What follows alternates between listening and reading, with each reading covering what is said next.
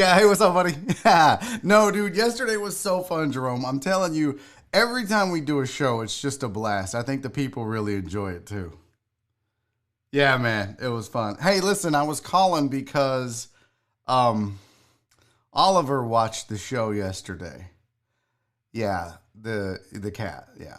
And he had heard at the end you said you had a new show possibly coming on the air, and he wanted me to ask you if he could be on it.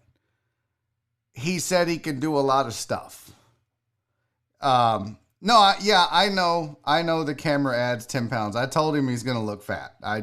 He didn't care, but he said he could co-host with you if that's what you want. Hello. Okay, well, hey, what's up? Happy Thursday, you damn dirty deckheads. Welcome to Barry on Deck. I am your host, Barry Laminack. This is a poppin' Thursday. We got so much good stuff to get to. I am excited. I am so jazzed because yesterday was amazing. The deckheads showed up and showed out, and I couldn't be more proud of this show, of the deckheads, of everything. So here we are. I'm pumped to do this show. I'm reinvigorated. I'm in a great mood. Had a show last night at the Houston Improv. Fingers crossed I don't get COVID.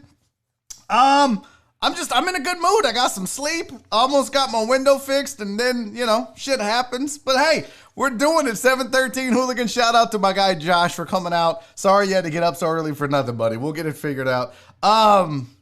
But welcome to the show. So much to get to today. My guest joining me on the show, none other than the man, the myth, the legend, and hour number 2, Dale Olaleye, is going to be here at 3 p.m. You know him from ESPN 97.5. He produces The Bench. He was the producer and third mic on the John Raheel with Dale show. You remember him from the Raheel and Dale show. So Dale is in the building, and I won't call him by any other names other than his name, which is Dale Olaleye. I'm excited to have him here. Lots of stuff on the show today, for sure. Sports, and Daddy is happy to have sports to talk about. Tons of headlines for you. Joe Kelly, that's what you get, bitch. We'll talk about that. MLB's got some new COVID rules because, man, the Marlins... COVID is running through the Marlins like NBA players through the Kardashians. It's bad. So we'll talk about that. The NFL finally released their top 10 as voted on by the players. And let's just say, wow. I'll finally, hopefully get to, yesterday I teased it, but there was like a 12 steps on how to last longer in bed or something like that I found for you. So we'll get to that perhaps. Maybe a film session. The break is great. Wait till you see the video at the break and so much more. So kick-ass show, a lot of stuff to get to. I've got tons of show updates, all of that and more. But I like to shout out the chat first and foremost. Gotta say what's up. Clarence Marshall in the building, first in the chat on YouTube. So what's up to Clarence? I see fake Tony Stark on Twitch. Rachel Ramirez is here. She said we need more Oliver. Dude, Rach, really? You just gonna let him steal my shine like that? Really? Okay, that's fine. But Rachel Ramirez is in the building. Promings is here. Mr. 777 Chop. Oh, that went so fast. Trevo Commando is in the building. Chris Householder, the Reverend. Said Clarence. BC, what's up, homie? Frank Ruiz, Jorge Pedraza, Alex Villanueva, Underrated Best, Cowboy Trav, Virginia Buttonweed. Going through some shit. We'll talk about it. Who else is here? P. Jones, Matt Poche, BZH420, Andy Huggins. Hug Dog is in the building, people. Watch out. You are on notice. The Hug Dog is in the building. He's watching on Facebook. I think Huggins likes the Facebook idea better. So when we switch, and we'll talk about that in a second because we're 2 days away from making that decision, but we'll talk about it. But it may be going away, Andy. Hang tight. I said fake Tony Stark. John Wesley's in the building. Yeah, I did see Mr. 777 Chop. Dr. Dre on 290. Deanna Taylor. Aaron J. Bryant. Trisket P on the Twitches. What's up, Trisket P? Michael Shaw 02 in the building. Who else? I think I got everybody. Penguin Katie. I see you, PK. What's up, girl? Who else? I don't see Donna. I know Crystal Collins was here early. I see Roland Silva. I haven't seen Jen yet. Maybe I just missed it, though, because the chat moves so fast. But I'm glad Crystal Collins traveled safe. She's back. She's safe. Dr. Dre on 290 is in the building. Hey, we'll figure that video out. Dr. Dre had an amazing video for us for film session, but we couldn't get it figured out. We couldn't get it downloaded, but it was so perfect. But, nah. We'll get to it. We'll figure it out. Oh shit, look at this. We got our first super chat of the day. Popping the cherry. My sweetheart Crystal Collins. She said, baby girl comes home from Bali on the 8th. Fuck yes. What is the 8th? What day is that? We gotta have something special on. What day is the 8th? The 8th is a Saturday. So Friday the 7th, we gotta throw a big ass block party. I tell you what, Crystal Collins, I know you're going to be busy, but I was going to say, because your baby girl is coming home, maybe I'll do a 3-hour show on the 8th. Just because. Fuck it. Just because. Maybe so. I don't know. If you're busy, we'll save it, right? Because I want you to be able to enjoy it too. NASCAR Johnny's in the building. Terrence J is here. Chris Davis. Who else? Sandoval in H-Town. Frank Ruiz, I think I got already. So, oh, look, Chris Householder said, my son's birthday is on the 7th. So maybe we won't. You guys will be busy. We'll save a 3-hour. I'm going to do a 3-hour show in August just because. I don't know when, but fuck it. Why not, right? But it'll be on a Friday. We'll figure it out. Okay. Oliver the cat is in the chat. He said, where's my shout out? Bitch, you need to stop stealing my limelight, okay? Why don't you just worry about keeping your litter box area clean, Oliver? You fat son of a bitch. Why are you eating? Now, first, you ate too much. Then you wanted to eat it all. Now you're eating too much again. Ugh, I can't stand it. Oh, there's my Jen. Hi, Jen. Jimmy John is here. No, Jimmy John, I don't forget you. Stop crying. It scrolls fast, bro. I try to get all the names. It's very difficult because there are so many.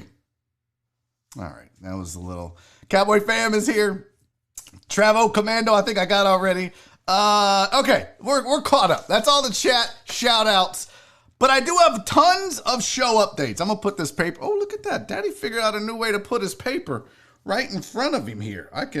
You guys can't see the paper, but I can read it, and then it's not like a teleprompter, but maybe one day in the future when I have the BiffNet Studios, fuck, I hate you, Westling, that's an actual thing. But maybe when I build out the Texas basement, I'll have a teleprompter that I can read from, and you guys won't have to hear me shuffle papers. How fucking cool would that be? There's 713 Hooligan. What's up, Josh? I am not on Adderall, John Westling. I'm in a good goddamn mood, okay? I'm in a good mood. Why are you killing my mood, John? Don't you do it. Okay. So much to get to. First and foremost, going through some shit. You know, on occasion when a deckhead is going through some shit, I like to talk about it and give them a shout out and wish them the best. Virginia Buttonweed, I'm sorry what happened to you, bro. If y'all don't know, Virginia Buttonweed got his car broken into last night. They pretty much took everything. Thieves are the worst. Actually, they're not the worst. It goes murderers, rapists. No, yeah, murderers, and then a tie for a second between rapists and pedophiles because it's kind of the same thing, and then thieves. And then, I almost said something that would have got me in trouble. I'm so glad that I caught that. Yeah, so there's your top three.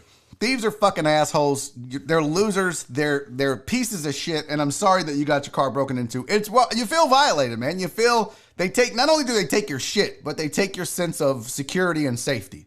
And it sucks, dude. So I'm sorry about that, Virginia Buttonweed. I hope you get your shit back. I tried to keep up with it on the Discord, but Daddy Show preps to start the show. Yeah. Oh shit, we got another super chat. So I hope things get better for you, homie. I really do. Jorge Pedraza with the super chat today. Thank you, my friend. You are a gentleman and a scholar. He said, today we celebrate another title, Houston Dash. Okay. Yay. I don't know what you want from me. I mean, I'm not even that big of a soccer fan. It's like celebrating the Comets. I mean, really. I'm not a big WNBA guy. I'm not a soccer fan. I'm not a Dash fan. I respect what they do. I'm glad they won Shout out to them. Okay. I know soccer, but it's sports though, right? I get it, Jorge. It's sports. But even I have thought, maybe I will watch some soccer. I fucking need sports so bad. So baseball came around just in time. Thank goodness. What did I miss? What did I miss? Number 3 is not Cowboy fans. It's thieves on the list of assholes. Where'd it go? Oh, Virginia Buttonweed, $5 super chat. You, my friend, have been super generous. He said, all good. Shout out to Bel Air PD. I got my stuff back. Yes. So happy to hear that. Suspect in custody. Good. Fuck that dude. Drew guns at the cops and they still made a peaceful arrest. Well, kind of wish they would have shot off his pinky toe. I mean, not like death, but, you lose a pinky toe, that's what you get. What up, Billy Keller? Good to see you. Thanks for stopping by, homie. Okay. So I'm not sexist, Chris Reyes. It's not that. It's not sexism at all. I love women's gymnastics way more than men's gymnastics. Women's gymnastics is 50 times better than men's gymnastics. I watch women's gymnastics any day of the week. It's not sexist. It's just choice of sports and then my perception of skill level. That's all. Has nothing to do with the sex of the players at all. I mean, not it.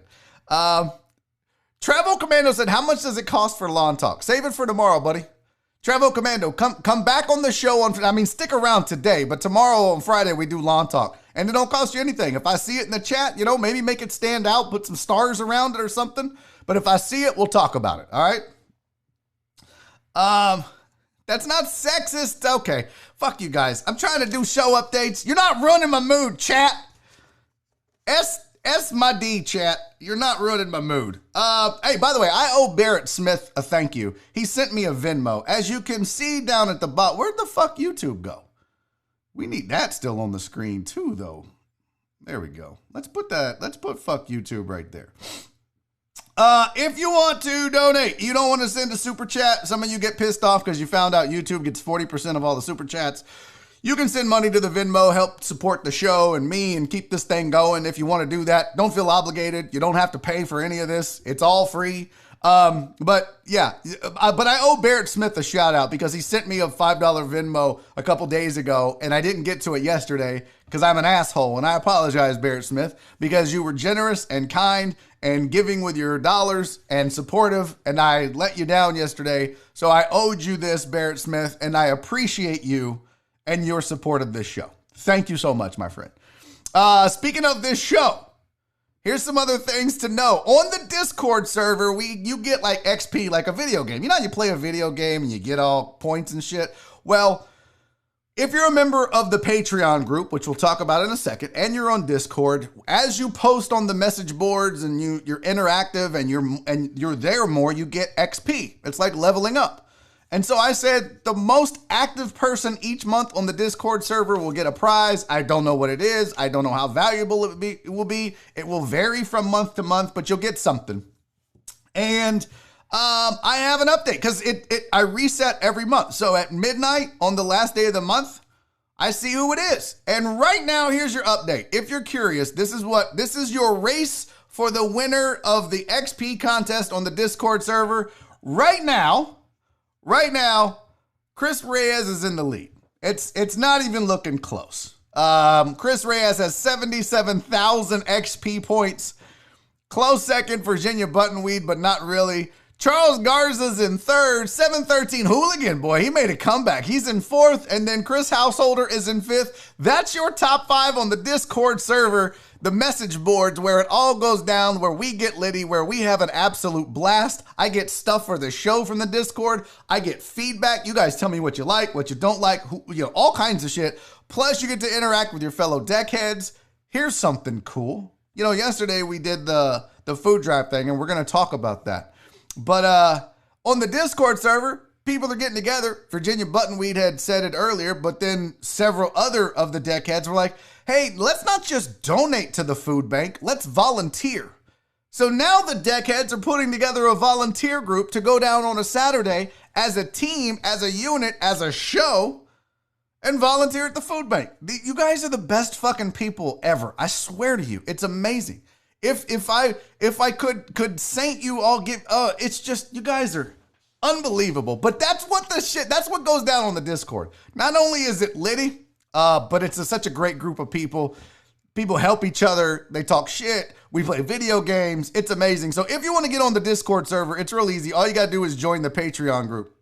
And to join the Patreon group, all you simply need to do, point your web browser to patreon.com/Barry on deck. That's going to take you to my Patreon page for the show. And while you're there, you're going to see different tiers that you can sign up for. You do not have to do this, people. This is all voluntary. It's a way to support the show. You get cool stuff when you sign up. Plus, you get access to the Discord server. So maybe you don't want to pledge $10 a month. Maybe you just want to do $2 and get the Discord server and the sticker. Boom. You get that. Plus, you get so much more. Shout outs on the show. Discount on merch. I do have shot glasses in the works. That's going to be a thing. So you'll get a discount on that, plus free shipping. So like Brandon Martinez ordered something. Chris Householder ordered something. Not only did they get a 20% discount because they're a tier 3, but they got free shipping on it too. So all kinds of cool shit like that. I highly recommend, if you want to interact with your fellow deckheads on a daily basis, go join the Patreon. Patreon.com/Barry on deck. The only way to get on the Discord and the message board and have some fun. Okay, that's enough plugging of the show, but I do have one more update. So if you've been watching this week, you know that as deckheads, we support each other, and we always have. And Cowboy Pham, fellow deckhead, has been trying to get his YouTube channel off the ground. And I trust me when I tell you, I know how hard it is. AR Platinum helped me get my subscriber base up, plus all the deckheads flocked when I got laid off from ESPN. I know how difficult it be, so I tried to do my best to pump this up and plug Cowboy Pham and played some videos. But then, obviously, Virginia Buttonweed took it a step further, and this is what he said. He said, I'll donate $3 for every new subscriber to Cowboy Pham's YouTube channel from now, this was on Monday, between now and the end of the week. When we started, Cowboy Pham was at 45 YouTube subscribers. 45. He is now at 116, which is $348 that is going to be donated to the Houston Food Bank on behalf of Virginia Buttonweed, because that's the kind of people we are. It's so unbelievable. You guys are amazing. I love you to death, Virginia Buttonweed. That's what sucks, man. You would think, everyone tells you karma. Well, if karma was real, then Virginia Buttonweed wouldn't have had his car broken into. Because the way he stepped up. And here's the thing. It's a trickle-down effect. Is my math off? I don't think my math is off. 116 times 3, 348. BZH 420. I'm using a goddamn calculator, bro. I think 116 times 3 is $348. Don't step to me. My math is on point, bro. This is not Nicholas Sharara. My math is on point. Poor Nick. He hated that bit. I'd be like, Nick, 9 times 7. At one point, he was like, I'm not fucking doing this no more. I'm not doing this no more. So, anyways, if karma was real, that wouldn't have happened to Virginia Buttonweed because he stepped up big. And here's the crazy thing. Not only did he step up big, he got the other deckheads excited about it. And so people started volunteering to donate to the Houston Food Bank as well. It started with Eric Resendez, who was like, I'll give $50. And then Jimmy John was like, shit, I'll do $50. So now we're adding like an extra $100 to this. And then Chris Householder's like, okay, I'm in for $50. And then Erica and Titan Hugo were like, our house will do 50 each. That's 100. And then Cowboy Pham was like, well, fuck, it's my YouTube channel. I'll do $50 to the Houston Food Bank. Ty Stamper says he's in for $50. Terrence Gentry says, I'll do 100 to the Beaumont Food Bank. At which point Eric Resendez goes, well, fuck it, I'll do 50 to Houston and 50 to Beaumont. Unbelievable. Unfreaking believable. So that ends up being what? $500 extra that was pledged yesterday on top of the money that Virginia Buttonweed's going to donate, and we're still going. So we're at least at $850. And here's what I'm going to tell you I'm going to do.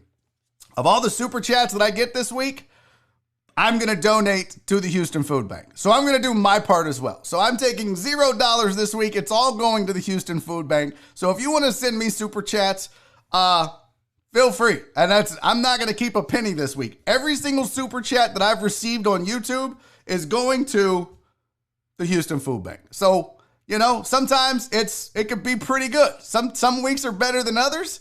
But whatever I make this week, we still got today and tomorrow. Give generously. Whatever I make this week on this show from super chats, I will also give to the Houston Food Bank. So there we go. I have to do my podcast. I can't let you guys like one up me. Come on. You're making me look bad on my own show. Why, oh, that's right. No. My bad. Okay. PCH420 was right. My math was off because I was subtracting the 45 that he already had. Damn it. Well, I'll make up the difference. So we'll make up the difference in the super chats.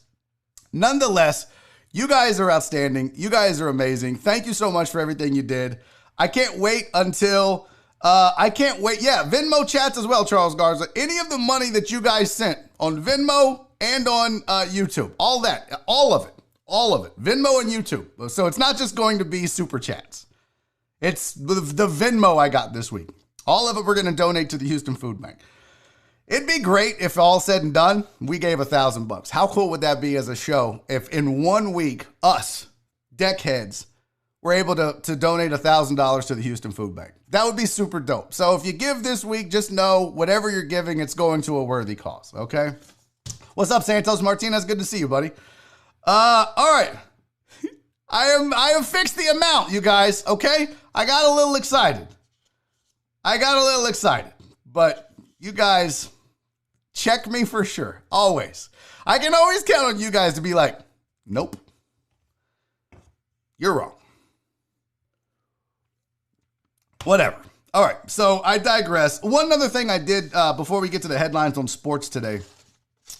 Last night I had a show at the Houston Improv, and Rob Mungle showed up, which was dope. And we were in the green room talking for just a second, and he said he volunteered or he signed up to test a COVID vaccine. And I was like, what? Is that a thing? Can you do that? And he was like, yes. I was like, well, I want to do that. I want to test it, because when he told me how much he was getting, I was like, yeah, I definitely need to do that. So I got the info, and I have already completed the form. I am now waiting on my phone call to find out if I am going to be on the list of people that get to test the COVID vaccine in our fine city of Houston. Fingers crossed. Rob Mungle's in. I'm hoping that it comes to fruition. I'm hoping that it happens. We'll see for sure, but I've already filled out the form. No, Rudy, I'm not dead. Rudy Rod, I'm not. Oh, he did. Nope, I'm not going to die. I am. Look at these healthy bones. Look at them. Ain't nobody. No, Rudy. Oh, he did. No, I'm going to be just fine. My wife's going to be so mad if I die from this vaccine. Oh, she's going to be pissed, because she's going to have to do this show. She don't know it yet, but she's going to have to carry on Barry on deck. Actually, I guess I need to. If I'm doing this vaccine trial, I think it's already gone through phase 2 and 3 testing on humans. So this will be phase 4, which would make sense if my math, you know how bad I am at math. Fuck you guys. Y'all in YouTube, you know my goddamn. No, I'm not going to grow a horn. You know what? I'm so close to closing the chat today. You sons of bitches. Boy. I hate y'all so much. But I'm doing, look, if I'm being honest, why am I doing this? It's like $1,000. I think it could be more, but I think you could get like $1,000. You know what? It's a risk I'm willing to take. For $1,000, I'm down. Somebody said NIFNet. 713 Hooligan, Nora. The Nora is Funny Network. Okay, here's the thing. I guess I need to make a will. And if I was going to make a will, obviously all of my stuff goes to my wife. But I think I would need to find a replacement for this show. I mean, would you guys still want Barry is Funny to keep going without me? I mean, would you want Barry on deck to become some form. It's kind of like the Tonight Show, right? Like, should it, it was the Tonight Show. Johnny died. Does that mean that the Tonight Show should have died? No. You bring in Carson, you bring in Leno, right? And then I don't know who it is. I don't give a shit anymore. The Late Show with Letterman. So I'm thinking, Barry was funny. So there's Oliver on deck? No. Shock on deck? Possibly. Westling on deck? Possibly. Solomon on deck? I mean, there are several people that could fill in on this show and take over. I don't think Jerome Solomon would want it. I don't know if Mike Liebershock would do it. I don't know if John Westling would do it. Josh Ennis is not an option. Okay, guys, that's not going to happen. Juggalo Trey on deck. I need to figure out who would take over. Raheel, that might be another option. Just know that these are thoughts I have as I teeter on the edge of death by testing the COVID vaccine. So I signed up. If you want to sign up, go to HoustonFightsCovid.com. That's how you sign up. HoustonFightsCovid.com. You can sign up and test the vaccine if you're brave enough.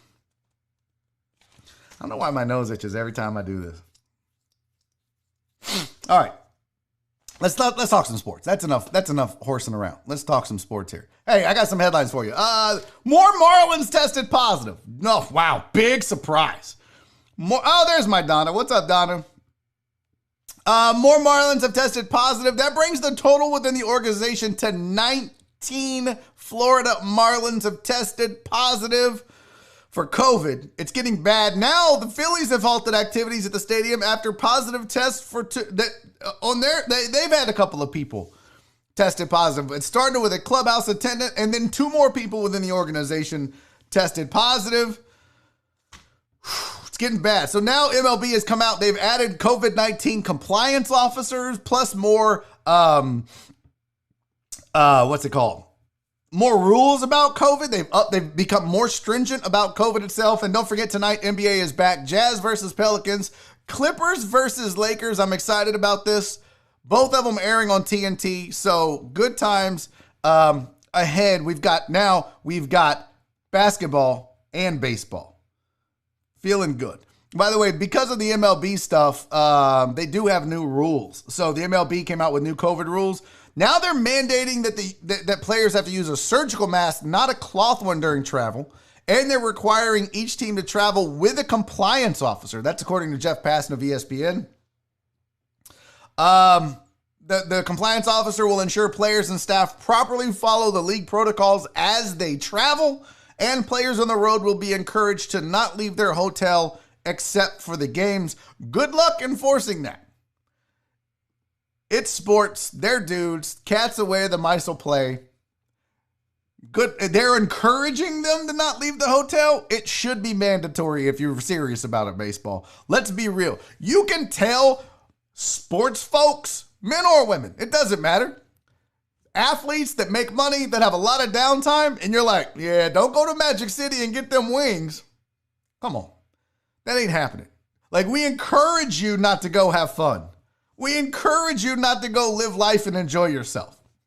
Not happening. It needs to be this. If we find you outside the hotel, you're done. If you leave the hotel except to go to a game, you're suspended for the rest of the season. Period. If you're serious about it, that's the kind of shit you do. You can add compliance officers who are going to be intimidated by the athletes and maybe like, hey, just don't tell nobody, bro. Here's $1,000. That's a lot to a compliance officer. Probably ain't making shit compared to what the athletes make. You can enforce this if you really want to be stringent about it. But the problem is that every league, especially Major League Baseball, but every league is scared of upsetting the players, I think, to a certain degree. NBA, by the way, they start back tonight. 2 weeks now, no positive test of all their players. So the NBA has been testing for 2 weeks. They have no positives because of that bubble. It seems to be working to a certain degree. Now, guys like Lou Williams go to Magic City and get wings. Can't come in the bubble for 10 days at least. That helps. But I think if you really want to send a message because you don't have a bubble, baseball, if you don't have a bubble, if you're serious, have all these rules about surgical masks, but in the end you say, if you leave your hotel room and we catch you and it's not excused, like you're running to Walgreens or whatever, you're done for the year. It's that serious because you got an entire baseball team that just got shut down. The Florida Marlins, their season could be over. We don't know how they got it. It doesn't matter at this point, but that's the thing. If you're out at a strip club at 2 a.m. and you get COVID and you bring it back and have an entire season for an entire roster of players, plus staff, plus coaches, plus ownership, all that shut down, you fucked up, and it's all on you or the people you were with. So I think you should make a more serious rule if you're serious about keeping your season alive, especially since you don't have a bubble. But that's just me. But you know that the Baseball Players Association, the union, the ones that really fuck up most things, if we're being honest. I know everybody wants to side with the players. I'm not so sure that the players are always in the right. And if you think that, you're kind of naive. The players aren't saints. They're not perfect. They do a lot of dumb shit that hurts the game because what they're about is they're about their money. They're mad that the owners make money and they want more money. So, okay. Well, let's get to this. So I didn't know what to title this, but Joe Kelly got 8 games. He got suspended 8 games for throwing at Alex Bregman, plus the inside curveballs at Correa, plus the sassy, pouty mouth, crybaby bullshit that he did as he acted like a coward and walked away from a confrontation against the Astros when he entered the game. So he got an 8-game suspension. He's appealing. He could have played last night because of the appeal. He did not get in the game. Dodgers manager Dave Roberts suspended for 1 game, had to talk to the team and told everybody, look, no more of this shit. We're done. It's over with. But this is the crazy thing. 8 games is more than 13% of the season. That's a lot. Now, if he was, and this is where underrated message, chill, relievers don't pitch every game. And that's the point that needs to be made about this. This isn't a player. This isn't, they didn't suspend Corey Seager for 8 games or 13% of the season. A guy that would have been in the middle of that lineup playing every day, or Cody Bellinger or anybody else. It's a guy who maybe sees action every 3rd game, every 3 days or so. I mean, he was available last night and he didn't pitch. And I think it was a wise move. I think if they needed him to go, if it goes further past the 13th, he does. But they tried to avoid that scenario if possible, because what if he does get wild and accidentally hit someone? Now he could be out for the season. So 8 games is 13%. It's the equivalent of a 22-game suspension in a 162-game season. I did read somewhere that the 20 games was the longest for someone that hit a batter or threw at a batter. So it appears to be pretty harsh. But remember now, and several places have reported this, Kelly has a history of this. This isn't the first time. When he was with the Red Sox, I forget who it was, the Yankees, but I forget the player, but he got into it with a Yankee, threw at him, hit him, got into a fight, got suspended for that. It's a pattern. And so baseball was like, listen, given everything else, and don't think for 1 second that the fact that this made COVID protocol be violated and the teams all together. Could you imagine if one player in the middle of that would have had COVID?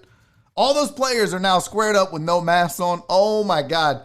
Just wait 2 weeks from now. If the Astros and the Dodgers season gets canceled, that's why baseball was so serious about this. I don't think it was necessarily as much as that he threw at him, although it was pretty egregious. Didn't hit him. I think more than anything that it was because they're like, man, that could have been bad. That could have been really bad.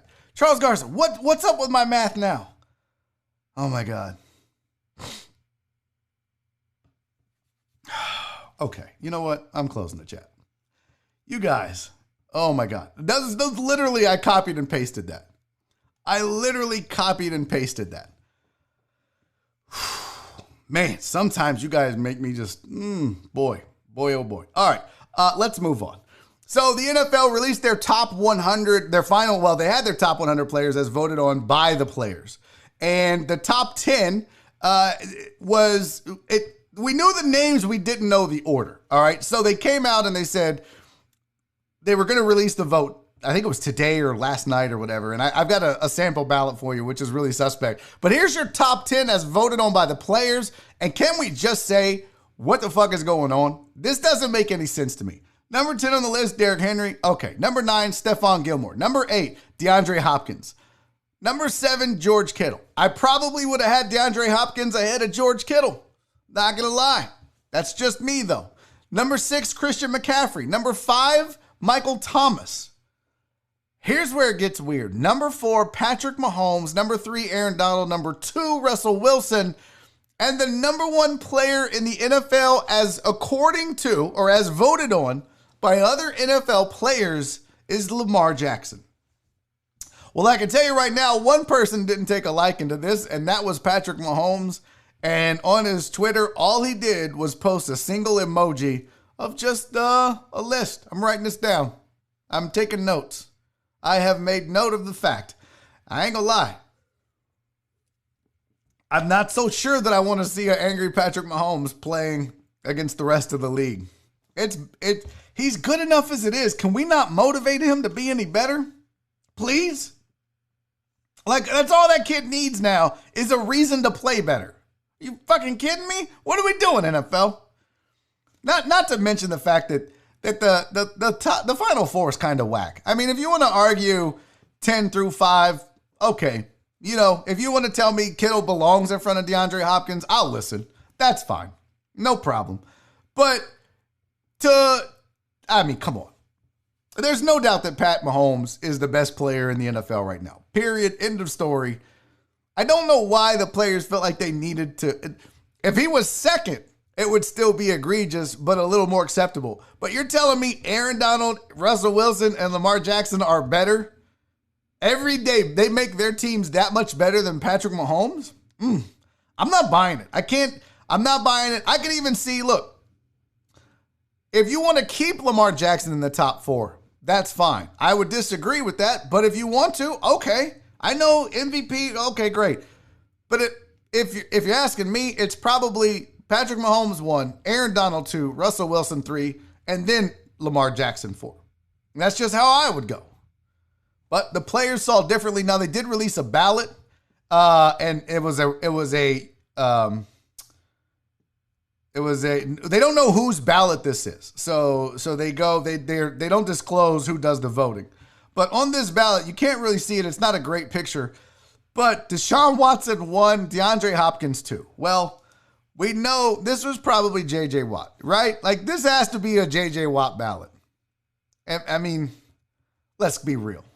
I love DeAndre Hopkins, and I love Deshaun Watson. But there's no way that those are the 2 best players in the NFL, period, end of story.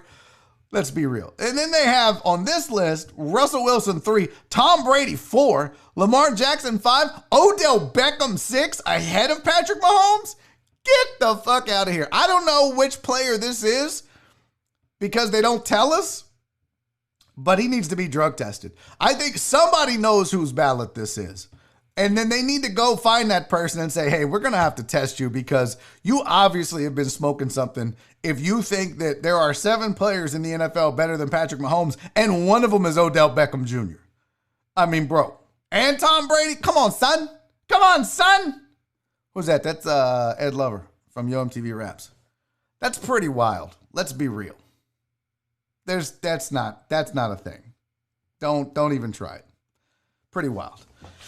Okay, real quick before we continue, man, it's already 2:40. Real quick before we continue, got to tell you guys about some folks that sponsor this show on a regular basis, and they are wonderful people. And of course, I'm talking about BeerChronicle.com. They are the authority on everything Houston beer. They have the largest online collection of original content dedicated to covering Houston's beer culture. They've photographed and done graphic design for half of Houston's breweries, including some of the biggest and the best like Eighth Wonder. Hundreds of articles, comprehensive brewery maps, lists, and so much more. It's a diverse team of mostly Houston natives. They are literally, and I mean literally, paving the way to enabling category growth in the Houston market, and that's a big deal if you're in this city. The beer economy here is growing by leaps and bounds, and it's necessary and needed, and beerchronicle.com is a big part of that. It's the biggest, loudest, okayest, most Houstonest beer site on the interwebs. It's beerchronicle.com. And while you're online, do yourself a favor. Go check out Gooseworks if you need screen printing done. I know Steven Uzik has a new design idea for a shirt, and it's pretty badass, if I do say so myself. And he's trying to gauge interest on if people want to get it done. And if everybody likes it, guess what he's going to do? He's going to have it printed. And guess where he's going to get it printed? Gooseworks, because he knows that Gooseworks is the place to get your screen printing taken care of. They did the original Barry on Deck shirts. Those OG shirts that everybody has, they did those. Bun B gets his shirts printed with Gooseworks. Big oil companies, school districts, everybody uses Gooseworks because they know what's up. If you've got high volume printing that you need to get done, Gooseworks Screen Printing Studio is the play. Super easy to get to. Just go to gooseworksart.com, gooseworksart.com, or give them a call. 281-685-4076 is the number. 281-685-4076. That's Gooseworks. Okay, one more thing. I got to do one more show update for you peeps. So as you know, I've been doing Yard of the Month for my my lawn talk folk. And if you've got a nice yard, and Wesley, I'm expecting to see a picture of you in your yard, even though I don't think you should be eligible. But for all the deckheads, if you want to enter Yard of the Month, you have until midnight, July 31st to do so. So you just DM me, send me a picture on Twitter, send it to barry@barryondeck.com and via email. You can upload it on the Discord server. That was not White Magic's lawn, by the way, Charles Garza. No way. Chris Reyes not winning. But if you want to, July 31st is the deadline, and here's the deal. The winner will get a choice of a $50 gift card to one of the 3 restaurants that sponsors this show. And that's going to be Dan's Seafood and Wings, who we'll be talking about shortly. Or it's going to be Crab Kings. Or it was Ginza, but they've been replaced by the Boiling Dragon. So we're going to be talking about them in a couple weeks. I'm excited about that. You're going to get a $50 gift card. So, hey, if you didn't win last month, in June, send me another photo. There's always a chance. $50 gift card to one of those fine restaurants. It's worth it. All you got to do is take a photo. Oh, but you have to be in the photo. You have to be in the picture. We had a guy who had an amazing yard that didn't get a chance to be in the top 3 last month, because he wasn't in the picture. So you must be in your yard. Send it to me, and I'll make sure that you get entered. And if you sent me one, I don't know that I can find them. So send me another one. I think Chris Householder sent me one, and you might need to send me another one. Send me another pic, Jen. Send me another pic. Sean R. said he's getting Crab Kings tonight. That's what's up. That's what's up. Yeah, Jen's is strong. You guys might be in trouble if Jen submits. I'm just not going to lie. But Chris, I need you to resend me your picture, buddy. I don't know what I did with it. I think I lost it. So if you send me one, I probably need you to send me it again. I can't find them. I fucked up. Okay. Was that all the sports I had? Yeah, it sure was. That's crazy talk. All right, yesterday I promised you guys that we would talk about how to last longer in bed. So let's do that, shall we? Yeah, we got time. It's 2:45. I found this article. We'll move fuck YouTube over here for the time being.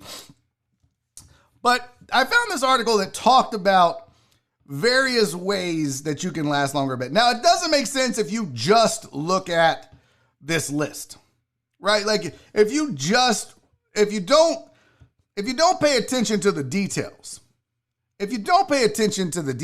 then you just look at this and go, okay, what is the squeeze? What does that mean? I have no idea what the squeeze means. So let me pull up the website here. I don't know what the hell happened to the link. Okay. And Google Docs is acting stupid. Here we go. Last longer in bed. So menshealth.com is who published this. But here's 12 ways to last longer in bed. All right. So number 1 is they talk about working out. And it says specifically do Kegels.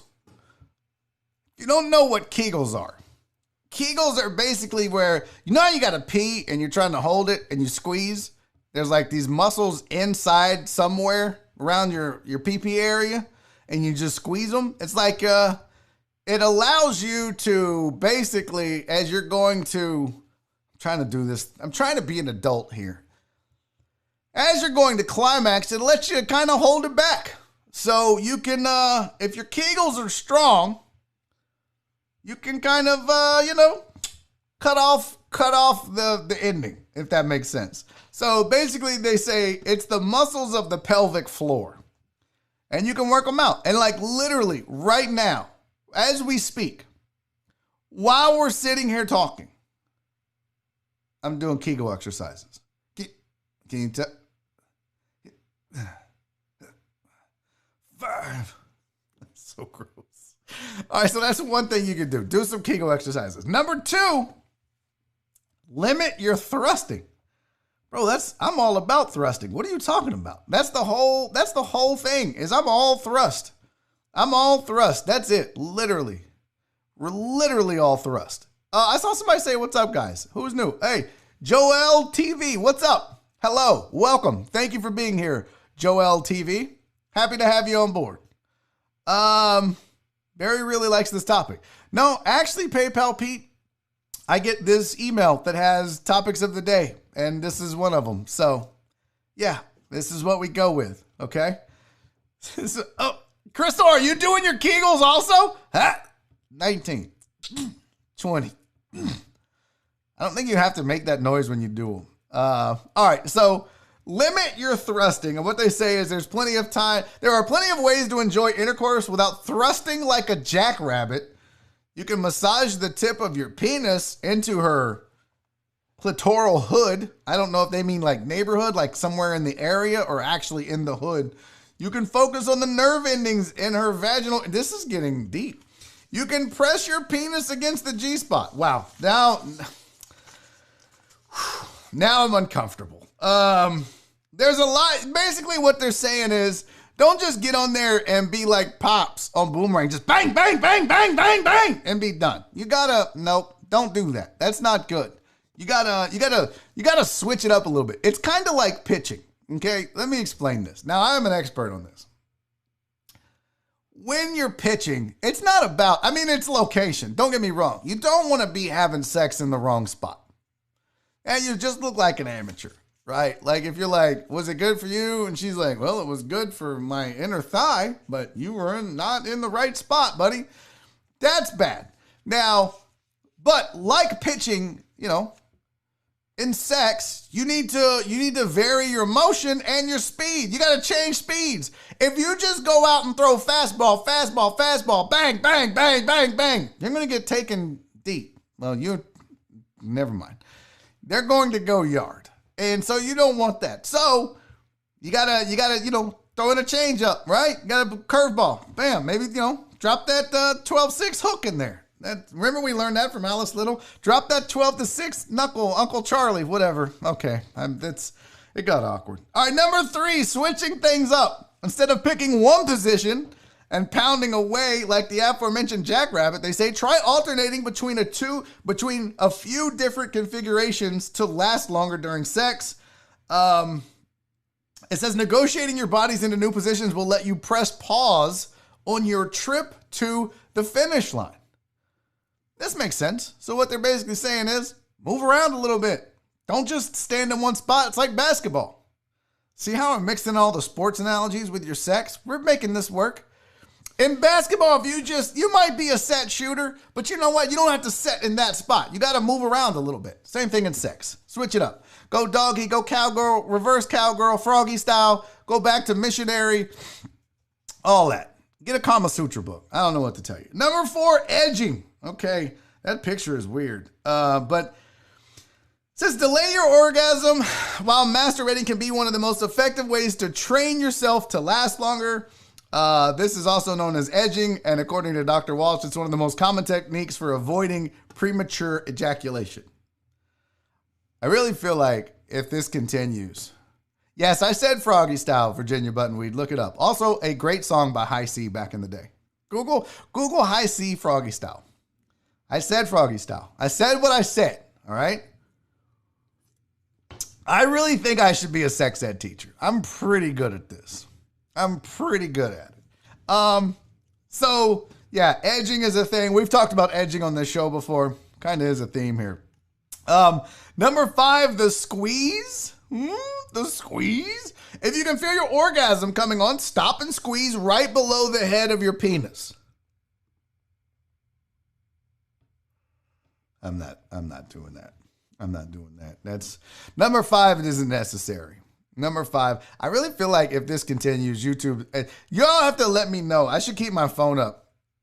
Y'all have to let me know that if I'm off air, because I really feel like YouTube is gonna take me down at some point because we're talking sex. Hey, real quick, I just checked my phone and I'm glad I did. NASCAR Johnny sent a Venmo. Thank you, buddy. Sent $10. He said food bank, and I'm behind on the show. No worries, buddy. All good. Remember, everything you guys donate this week on Venmo, on Super Chats, it's all going to the Houston Food Bank because I got to do my part. I'm not letting all the deckheads show me up because they're donating, so I'm going to donate all my money as well. So whatever you donate this week, PayPal, Venmo, Super Chats, all that. Donna Rogers with the $10 Venmo. Thank you, sweet thing. She also said, because you're so kind, this is for the food bank. You the best. You absolutely are the best, Donna. All y'all are so generous. I just making sure I didn't miss any. Did I miss a PayPal? Nope. We're good. All right, cool stuff. Okay, back to how to last longer in bed. So we got the squeeze. Ladies first. This is so fun. Many women require clitoral stimulation to have an orgasm in the first place. So while you're trying to keep your own orgasm at bay, get to work and help her find her own bliss. Mouth, fingers, toys, whatever it takes. Let her finish first.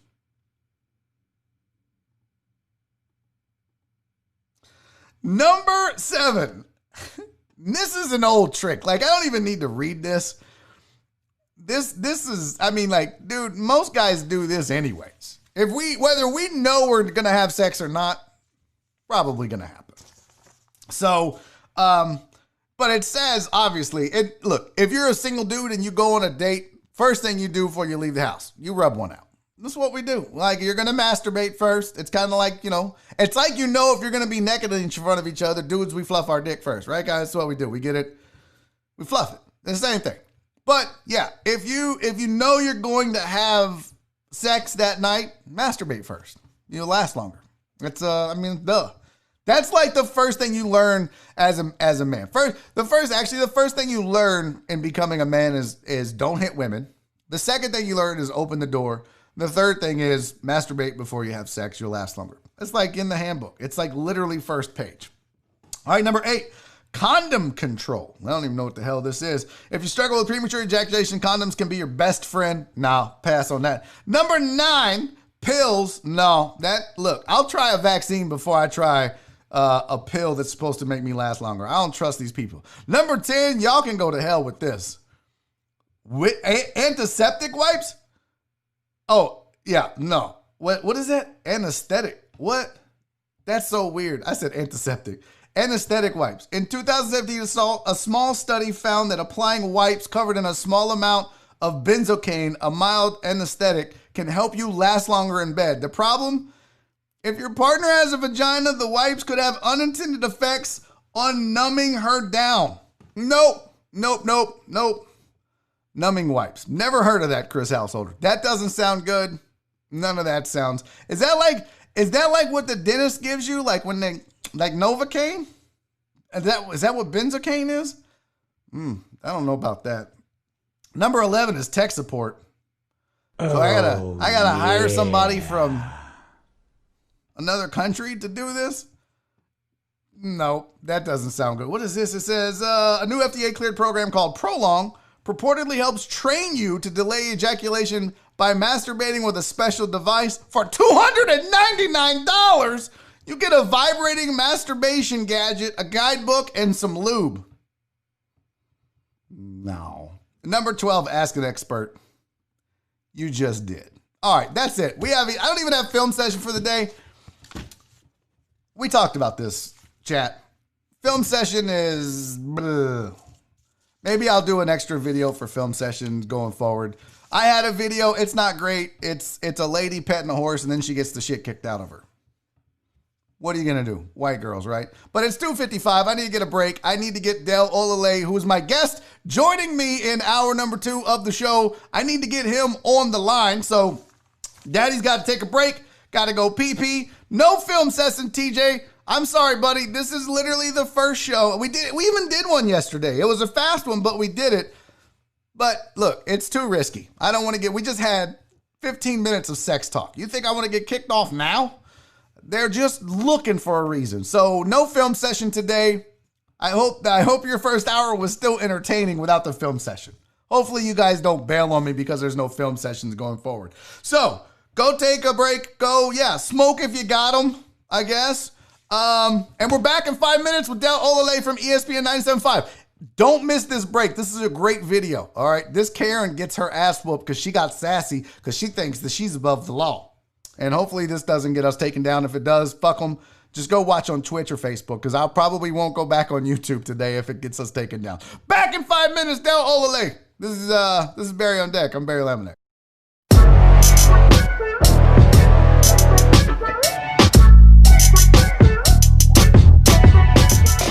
Well, I did issue for a defective equipment. It's $80. You have till September 16th to take care of this. Get you to sign there with the X is. So you don't even give a warning for this? You've been driving around for 6 months like that. I'm truthful. Well, I'm not going to give you a warning for something you've been driving for 6 months. But I don't want to sign it because I don't want to do $80. You don't want to sign it? No, because I don't think that I deserve to pay $80 for something that is fixable and I can fix it. All right. That's all you want Go ahead to and do. step out of the car. Why? Because you're under arrest. Step out. Step out of the vehicle. No, I'm not. Step out. No. Step out. I'm giving you a lawful order. Step out.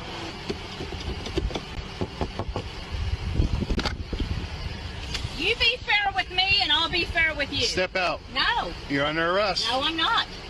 I'm placing you under arrest. Step You out. are full of because you're not placing me under no arrest. Do not take off. Shut up and give me that and I'll sign it. Step out. No. We're beyond that. You want me Step out.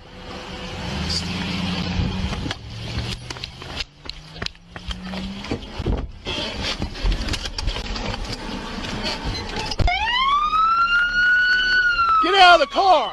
Get out of the car! Get out of the car! Get out of the car! Get out of the car! Get out of the car! You better leave me! Put your hands behind your Leave back! me alone! Put your hands behind your back! Now! Leave me alone. I mean it. Leave me alone. Put your hands behind your back! Put your hands behind your back!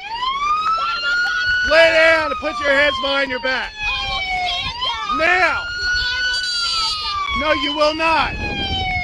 You're gonna get it again!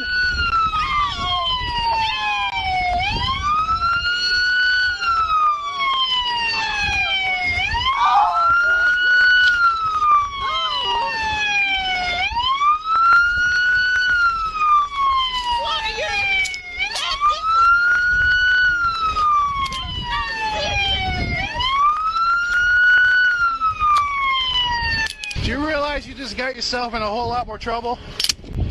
What? For running? Oh, I didn't run. I told you you weren't going to arrest me. I pulled in here thinking that you would not. You hurt? Yeah, I'm hurt. What hurts? Everything. Alright, I got EMS on the way, just hang tight. You got a what on the way?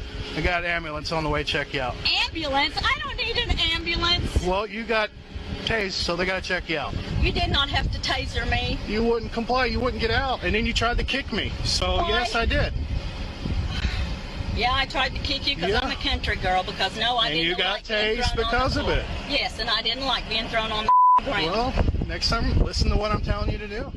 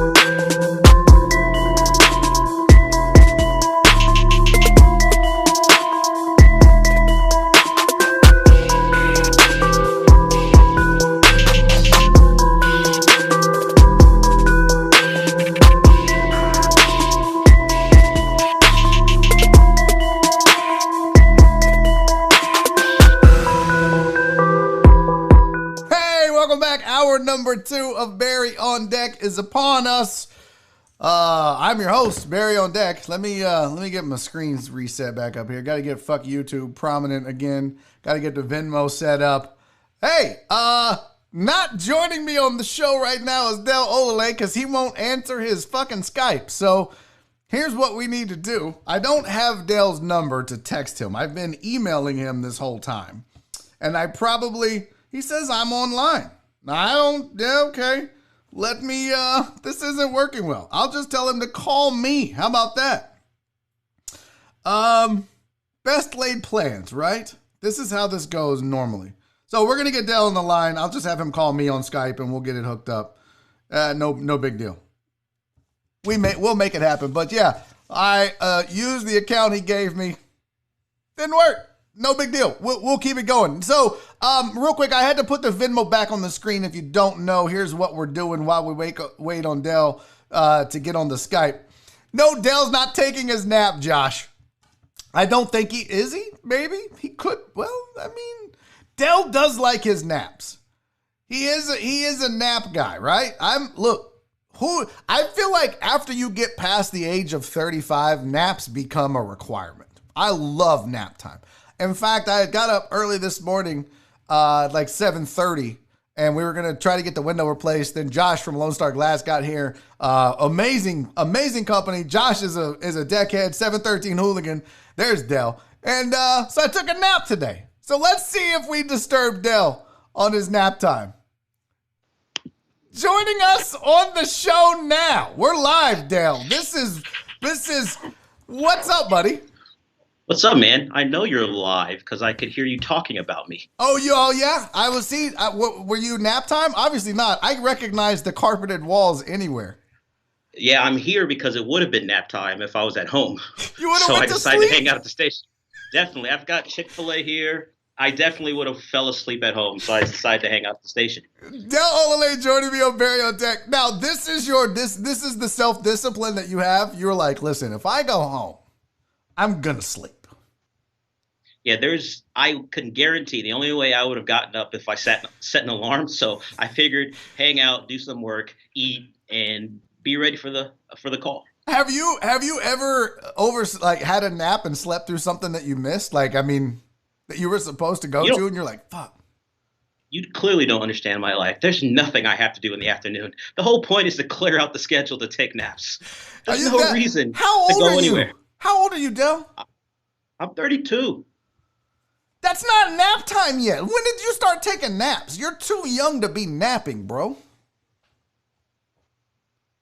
Oh, the deal is really that because I get up at like 4:50 every morning, that my sleep clock is completely screwed up because I get up 4:50, get home at about 1 or 12, eat lunch, take a nap, and then I can't get to bed till like midnight. So I'm completely off a real sleep clock right now. Oh, and it's been that way for years. Okay, since you started back with ESPN, it's been that way. Yeah, I could see that. I've been off a normal sleep clock for probably the last 3 years, and I don't care enough to fix it because I love my naps. What time do you get up again? 4:50? Probably about 4:50. How do you have the discipline to do that? There's no way I would get up at 4:50 every morning. If they were to come back like, hey, Barry, we want to bring you back to ESPN, but you're going to have to get up at 4:50, I'd be like, well, we tried. I mean, it's not happening. It really is it's not discipline. It's the 3 alarms you put on your phone. I mean, and at some point, it's second nature that you hear it and you get up because you know what? Once you know you have to get up in the morning at that time, you know you're never going to get a good night's sleep. You know you never do. The only time I ever get a good night's sleep really is if I take like a sleep aid, and I don't do that during the week because there's a real chance I'll oversleep. So the weekends are only the time I really get a good night's rest. Have you overslept before for the show? Have you missed? Yeah, I've never missed a show, but I've overslept where it becomes a thing where, hey guys, probably not gonna get there on time. Maybe you should plan for me to get there about 17. That's happened a couple of times. In like, I don't know, a decade or so of doing stuff like this. Really, it's more about traffic. I get beat by traffic not quite a bit, but it happens more often than oversleeping. That is the problem, man. In this city, I don't care what your job is. It's hard to predict. Like, okay, I got to leave an hour in advance, but you never know when a freeway is going to get shut down or, you're diverted and yeah. So especially in the mornings like that does suck. Would you prefer a different schedule? Would you rather be an afternoon guy? See, I'm a night person in terms of I'd rather be up at night. I enjoy that quite a bit. But once you get used to it, getting home at about noon, it's fine. It's really good. If I actually did things, it'd be great. But really, it's all about, hey, is there a Netflix show that I missed? Did I miss something that came out this week? And that's what I usually do. You don't go out. You don't do anything. You're a young single dude working in radio. You're not out like, chasing girls and I don't know. Well, I'm not a drinker, so that kind of hurts the whole thing. I mean, chasing girls, that's an aggressive way to put it. I'm interested certainly, but I'm not out there chasing. I'm not Pepe Le Pew. No, I didn't say rape. We didn't say rapey. We didn't say, Dale, you're not out there raping chicks. I didn't say that. Pepe Le Pew was a rapist, right? I mean, we're all on board. Low key, he was the most aggressive rapist cartoon character of all time. Ever. And by the way, telling a woman she's firm and fully packed is not a great way to describe a woman. It's an awful way to describe a woman. I've never heard a woman appreciate that type of description. Well, it is how I got my first wife to go on our first date. Is I started kissing her on the arm, and I was just like, "You're so firm and fully packed. We should fly to the Casbah." And then she was in. She was like, "Okay, Barry Le Pew." She have a white stripe down her back, and because she leaned on a painted white picket fence. I thought, she was a skunk. Turns out she was a cat with a white stripe painted down her back. Had no idea. It was weird how it meant. The rest is history. The rest is history. So you don't do a lot. You sleep all day. You work. You sleep. You don't go out. This is going to be the shortest interview in the history of Barry on Deck. We have nothing to discuss, Dell. You don't. Well, I need some dirt on. And by the way, I will never disrespect you and not call you by your name. The chat wants me to call you all the Granado names, and nope. The man's name is Dell. It took me 2 years to say it right, didn't it? It's but can I say one thing? Fuck the chat. All right, I got a name. My name is my name. Oh, what? Now you guys heard Del cuss. You never get that on the air. Fuck the chat. The chat has made me mad today. They talk shit about my math, which isn't really good. They talk shit about my word pronunciation, which isn't really good. Really, truthfully, I probably shouldn't have a show. I'm not really good at any of this. But if you can get people to watch you be bad at math, you should have a show. If that's the appeal, so be it. Yeah, they're there. They're here watching. They're watching me be poor at math, which is nothing new. I'm not a good speller. I'm not a good math. Look, my job is to be funny and just have reasonable sports takes. That's my job. All that other shit, if I was good at math, that's just extra. Were you studious in school? Were you a good student? You strike me as a good student. Yeah, that shit kind of ended like in the 8th grade. I mean, once high school started, my dad was like, "What the hell happened to you?" And then I kind of realized that at some point the whole "you're going to be a scientist" thing went right out the window. No, you guys. So you're the 8th grade was really good at school, and then it became. Oh shit, Dell's. Go ahead. No, you're breaking up. Like you're. You can't hear me? Yeah, it froze for a second. Okay. Yeah, from about the 8th grade, I was a good student. Then the 9th grade, it all turned. Like, girls became more important. Going to class was optional. I showed up enough not to get the letters sent home, but it was really a thing where the more freedom I got, the worse I got as a student. Okay. That's most people, right? Like, grades mattered until girls mattered. And then once girls mattered, grades don't matter as much. I was not a fan of work, like actual assignments and work. Once I got into college, I became a better student because all it was about tests. Right. And I'm fine taking tests. But when it became, hey, you got an assignment deal, I was like, fuck that assignment. I knew I was in trouble because they'd be like, we're going to have to read this book. And I was like, nope, I don't read. Reading is for stupids. I am not a good book reader. See, I'm a true idiot because I love to read when I'm not assigned reading. But if you tell me to read something, I'm out. I don't like reading at all. I don't like reading, I don't like math. I don't like writing. I don't like reading. I'm like anti-smart people. There's none of that appeals to me. I don't know. Honestly, I can't tell you the last book I read. I think it was Stephen Colbert's I Am America and So Can You. That's literally like the last book I read. It's the most ridiculous shit. I used to work at a Barnes & Noble, which led to me reading quite a bit. But since then, not a chance. Like, and people are like, man, I'm really using quarantine to read. It's like, fuck that. I'm not reading. I got Amazon. I got Hulu. I got Netflix. I'm not reading shit. So I never understood, I'm going to read. That's not what I do during COVID times. Oh, anytime. I sat down I made it a point. I was like, okay, I'm going to watch all of the Lord of the Rings. I'm going to watch and people were like, oh, if you like them, you should read the books. I'm not fucking reading all those words. I just watched the movies. I don't need the books. It's way better. No, it's way more time consuming. Fuck all those words. Yeah. Not doing it. I read all the Game of Thrones books. What? Before the series came out. I did. Before the series came out, I read them. But I'm not going back to reading them. People are like, oh, they're a great reread. Nah, fam. I'm good. I'm not doing it. I mean, I'll wait when he actually, if he doesn't die first, and if he prints the new books, I'll read them. But I'm not doing a reread. Wait, how old is he? Time consuming. Is he going to die? Is this a thing? He's 79. Oh, he did. He did. There's a real chance. He hasn't written a book in like 9 years. There's a real chance he dies. He probably has arthritis and he can't work the typewriter. He needs to, get that voice to text thing going. He's got new money. You can recite that to someone and let them type it out for you. It's true. He's got new money. He's got all the new money. He has all the money. AR Platinum sent a super chat on YouTube. Thank you, buddy. He said, how much of the JG hate is real? And then he used "you're not your real name." I'm not going to do that to you, even though it was a super chat. Yeah. People want to know, do you and Granado hate each other? I don't hate John. People get it confused. I don't think about John. That's really what people don't understand. I don't care about John. He just happens to be an obstacle in my way of going home every day. Like, I come here, do the job, do enough for the checks to cash, and that's it. John is simply an obstacle. That's all. I don't hate him. He's just there. That's so funny. I love it. Do you get surprised that, like, because I think if you're in the business, like with the suspects, and we had bits, we had things we did that we wouldn't let the listeners in on, right? Like Lawn Talk. Like Nick and Joel would just go over the top about how much they hated Lawn Talk, and it was really a bit. I mean, I'm sure they didn't love Lawn Talk, but their hate for it wasn't as strong, but it made the show fun and funny.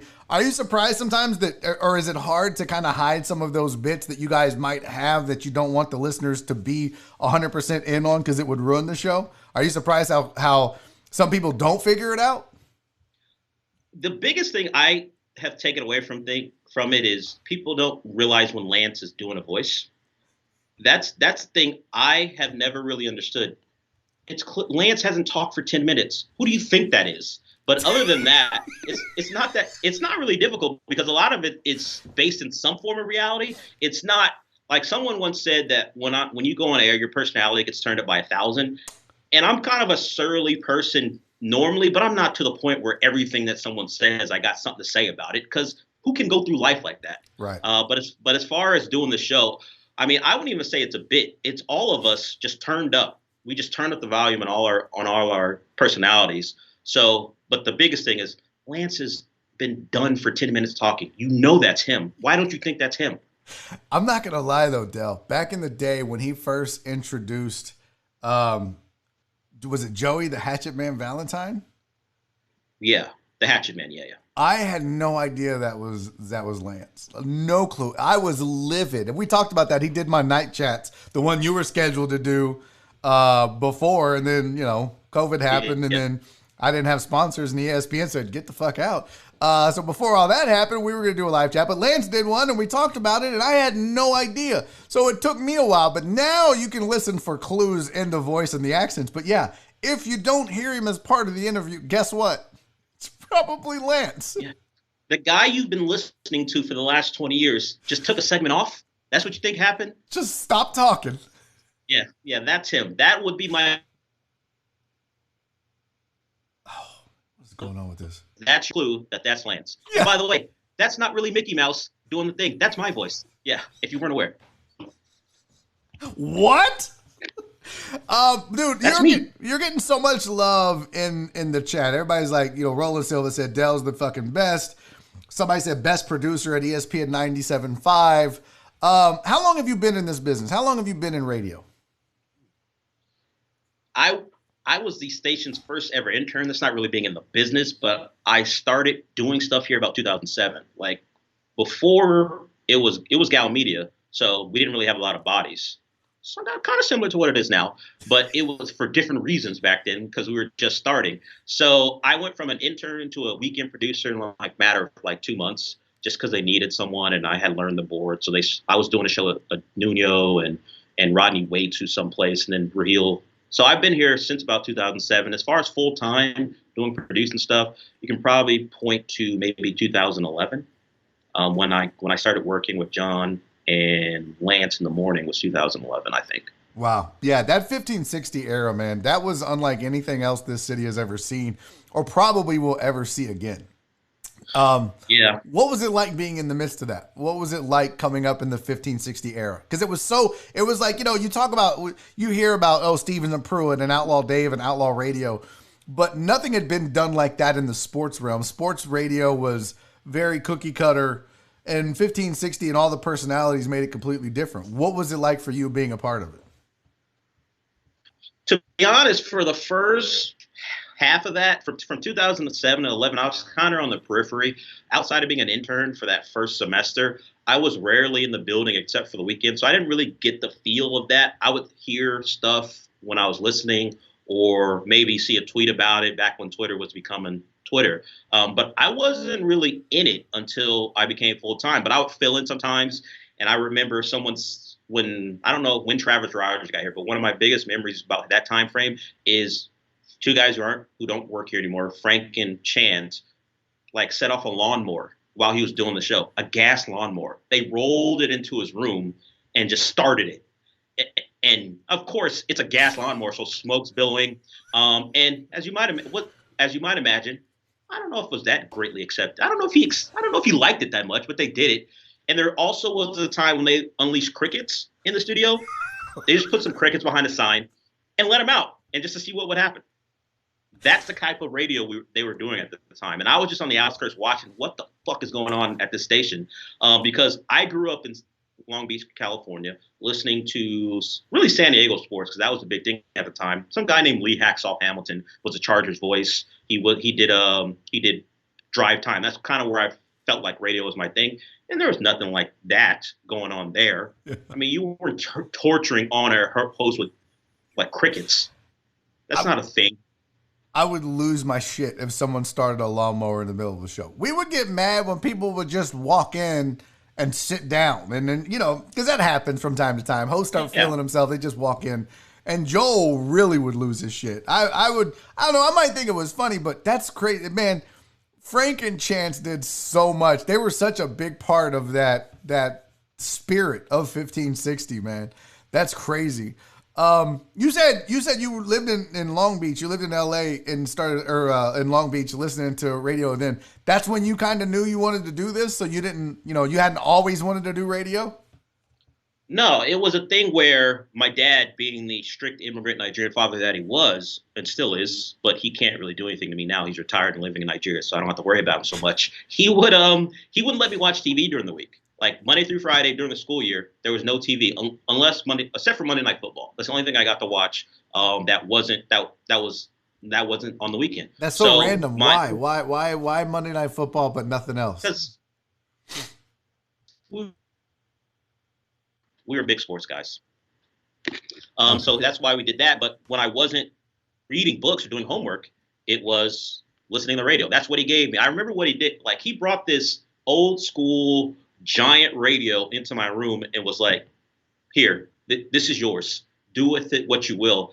And that's where it started. He would probably regret that decision because once that started happening, it was like, fuck school. At that point. But he gave me that radio. And ever since then, I've been a radio person my entire life since then, probably from the age of 13 on. Okay. So you fell in love with it, but you didn't know you really wanted to do it until you heard whatever that dude's name was. And then you were like, oh, so I can do this. Well, I didn't know what I wanted to do because when you're a kid, everyone asks you, what what do you want to be when you grow up? And I was just pulling stuff out of my ass. I was like, oh, I want to be a graphic designer. And I didn't know anything about being a graphic designer. It just sounded cool. And people were like, oh, that involves math and being and whatever and computers, because computers were the thing. You had to be a computer. That was the new wave. So you had to be a computer. So picking graphic design was like something that seemed to make everyone happy. So I just kept saying it. And then my cousin at one point during the summer, like I was like 15 or something, he brought like a graphic design book. Oh, I heard you want to do this. He was visiting. So he brought it to me. I was like, I ain't doing this shit. I mean, I don't so much shit. Photo what? Yeah. What is that? What type of language are you talking about? No, I'm good. So I still kept saying that for a couple of years until I got into college and I could take broadcasting communication classes, and then the graphic design lie just kind of faded away. Nice. So you're doing it. You went to college for this. That's what you graduated with, right? That was your degree, broadcast journalism. I went to Alvin, which. It's fun. Well, I went to college for a business degree because I was still selling the lie of being a responsible adult. I told, I'm just going to get a business administration degree. So my dad was like, okay, that sounds good. It's better than what I think you might want to do. So I sold that lie for like a year and a half or so. And then the lie all fell apart because I was like, I don't think I want to go to class anymore. And what my decision was, I just stopped going to class. So I didn't stop showing up. I didn't go to a class for a semester. Now, I did all the things so he could get his refund, so it wasn't like he spent an entire semester paying for classes that I didn't go to. But I didn't tell him I wasn't going to class.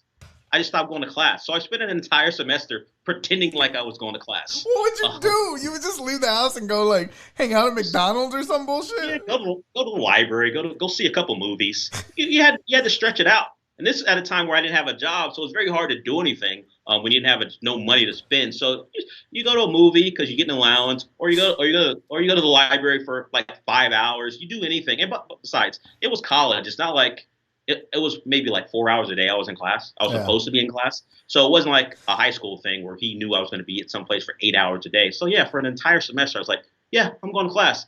And he goes, where are your grades? What grades? What grades? What are you talking about, grades? We don't get grades anymore. Did he buy it? Did you say that shit for real? So yeah. So once that point hit, my dad was eventually when that semester ended. My dad was like, "Okay, you're gonna have to get a job, and if you want to do something in college, you're probably gonna have to pay for it yourself." So I got a job at a pizza place delivering pizzas, and it so happened that the owner of the pizza place knew that I liked radio, and she said, "Oh, you can go to Alvin Community College, and they put you in there within 2 semesters." So I did that, and that's how it all started. And that's how you got the internship at 1560. Yeah. Shit. Exactly. Because wow. I don't know what to call her, but she was kind of the boss of the program, and she knew people all around the city, and that's how I got the. I think I'm skipping. I can't really see Barry moving anymore. But that's how I got the internship at 1560. It's kind of locking up a little bit, but I don't know. I don't think it's I think it might be your. Are you on the GAL Media Wi-Fi? That might be the problem. Or are you on 5G or whatever? I think I'm on. Let me switch over. It might be a little bit. I might have to switch over because I think I can barely see you now, so it might be a bit, maybe a minute. Yeah, no, that's fine. Here, we'll do this. I'll knock you out. We'll hang up. Call me right back. We'll do that. No big deal. Because it's no fun. I get it. We always have tech problems on the show. We did it.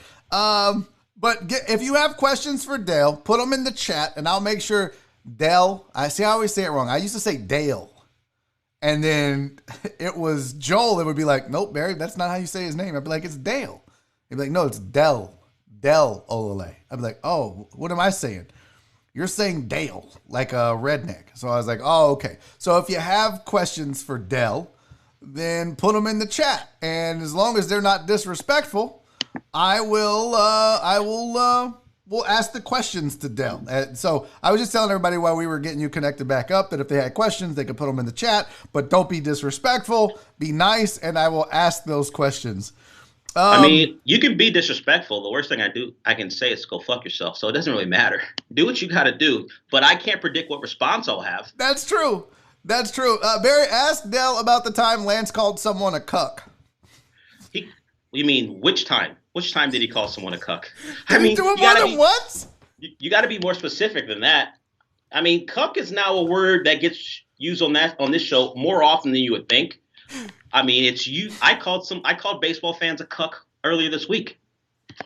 Once you know you can get away with a word on radio, all bets are off, right? Yeah. It's like, I can say bitch and not get, that's my new favorite word. I'm saying bitch all the time now. Yeah, the word cuck and bitch have been used more than I thought would have happened on a radio show. Yeah. And the bitch thing has occurred in the last maybe year or so. And there's different forms of it. John will go bia or biznotch. Sometimes it's full on bitch. It all depends on the feeling. Now, tis nitty is a thing he says, and apparently you can say that because it's not the full titty. So I don't know where the rules line up, but we are right either over them or right before jumping over them. Yeah, that's the thing is I learned this, that there's really those seven words that we're told you can't say on radio. That list doesn't exist. That's a George Carlin bit. Like that's a list that he made up.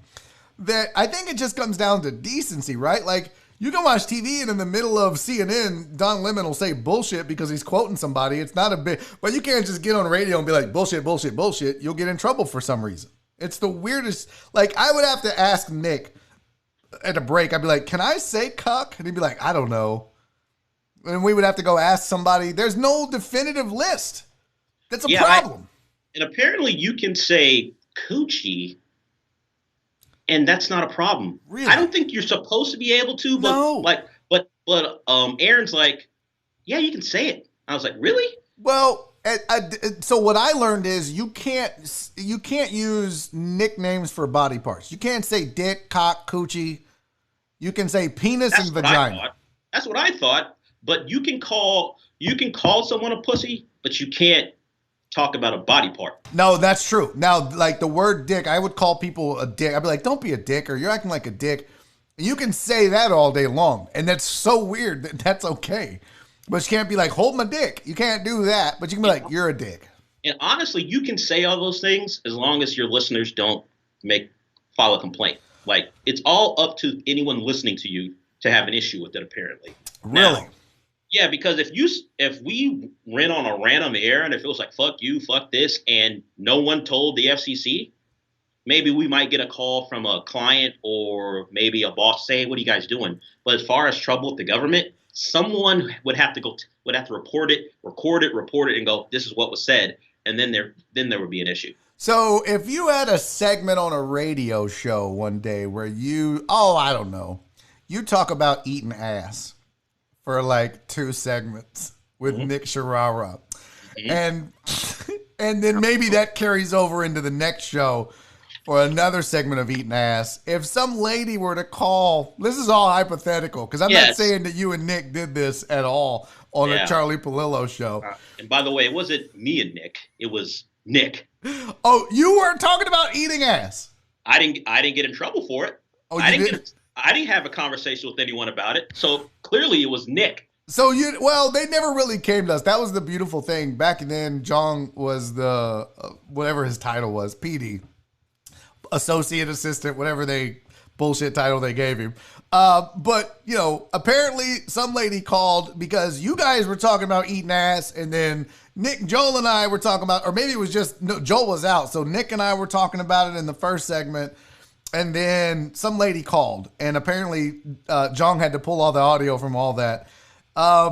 Is there ever a time where because I don't think I've ever gotten, like, nobody ever heard back on that. So the lady called, she got pissed off.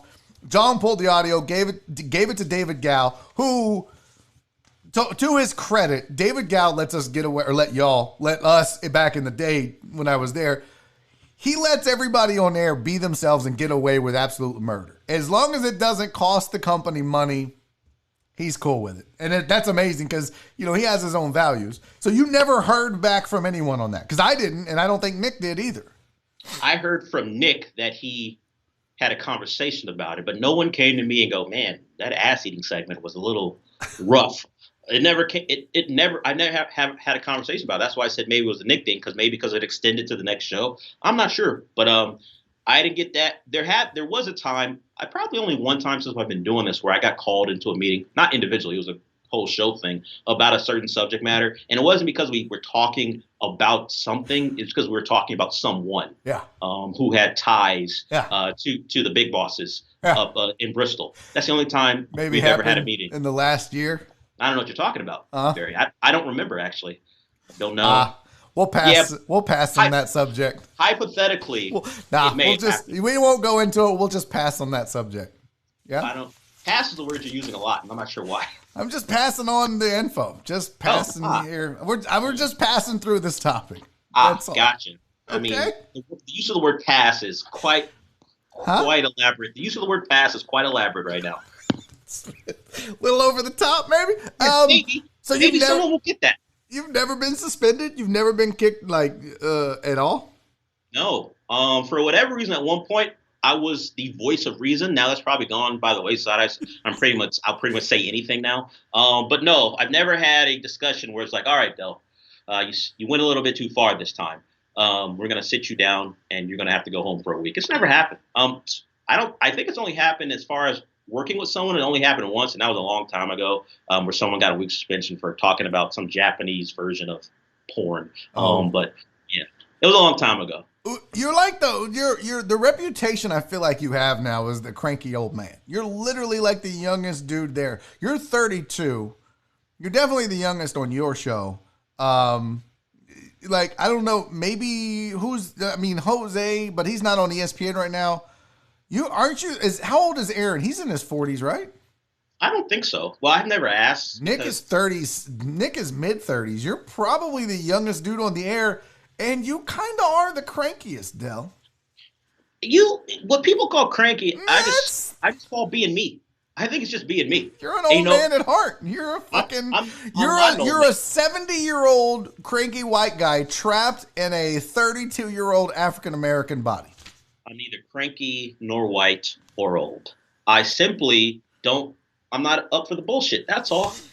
That's all it is. I mean, you can call it cranky, but it's really me saying, all right, I don't care what you're talking about right now. This dumb subject. I don't have any interest in it. Let's move on. That's all it is. If you people talk to me off the air, I mean, I'm not like a laugh a minute or whatever, but I'm not a guy who's like, man, fuck this, fuck you. It's not me. I'm a quiet person really off the air. It's just that sometimes I don't suffer fools, Barry. That's all it is. I get it. I don't blame you for that at all.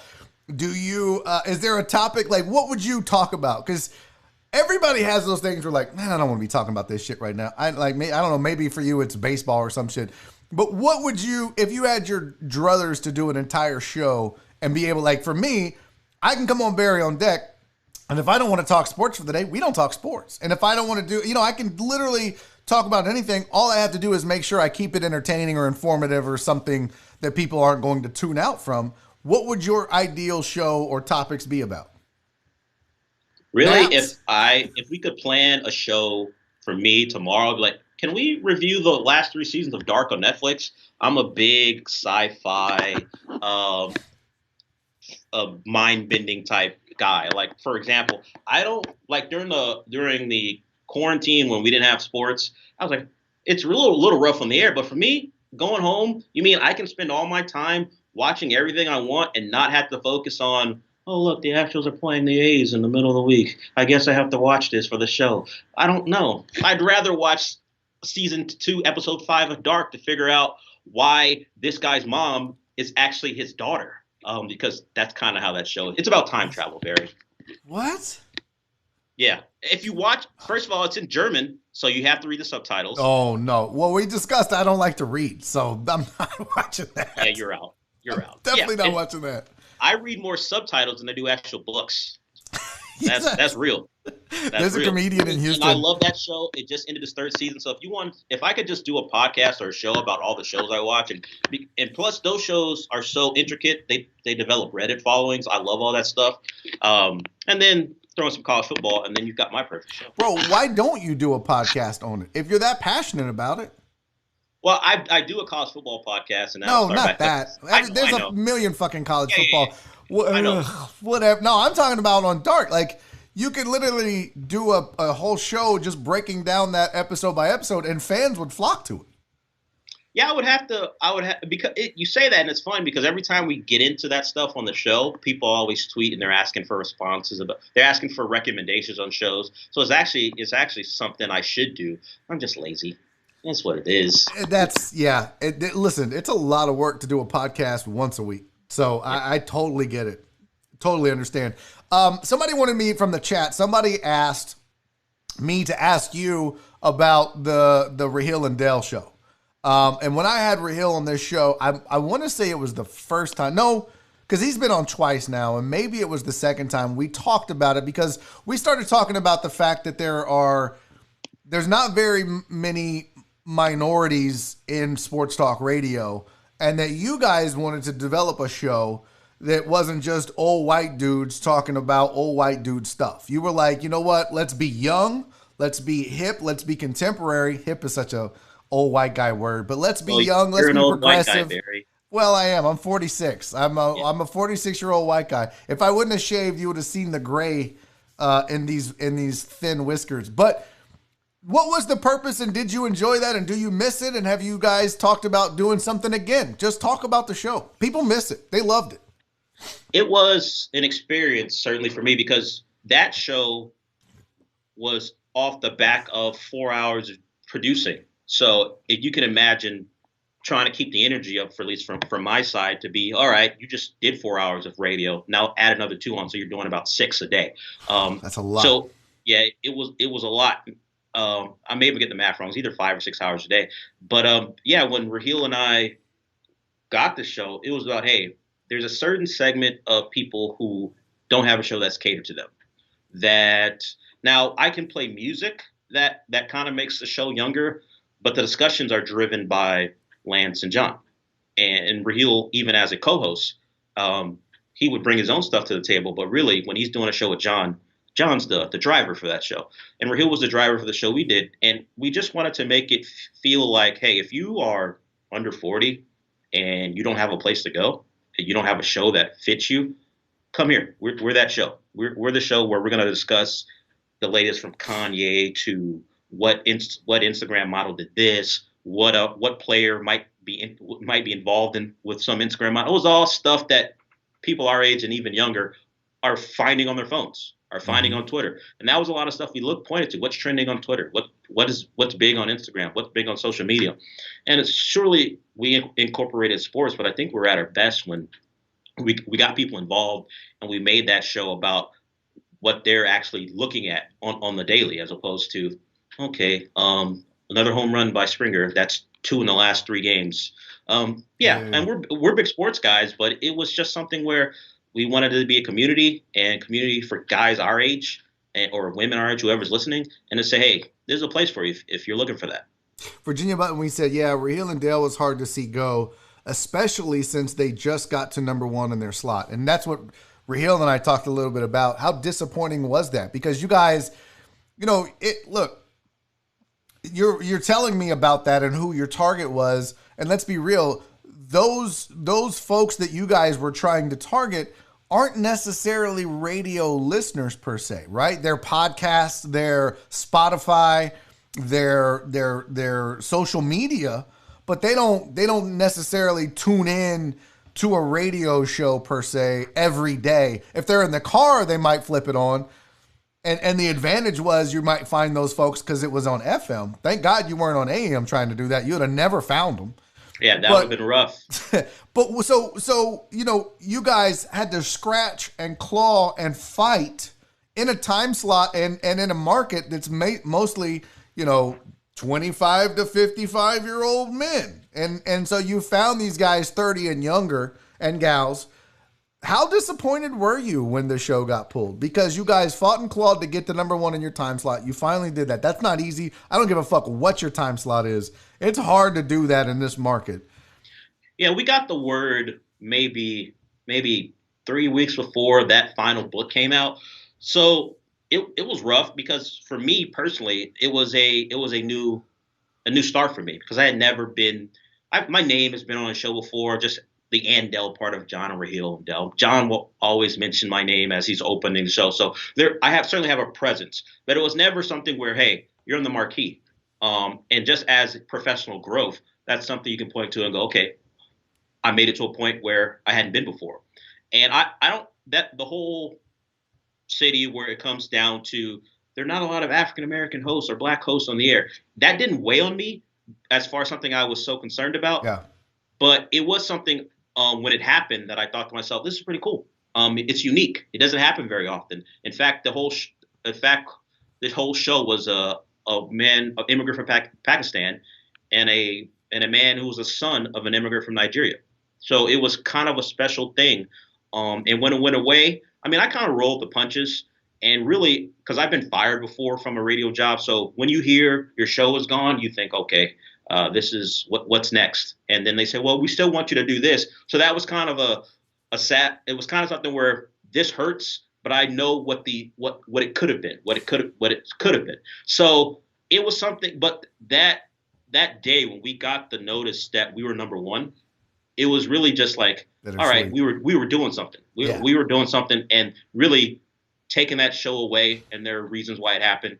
It really didn't have anything to do with what we were doing. It was something that the station decided to go in a different direction for.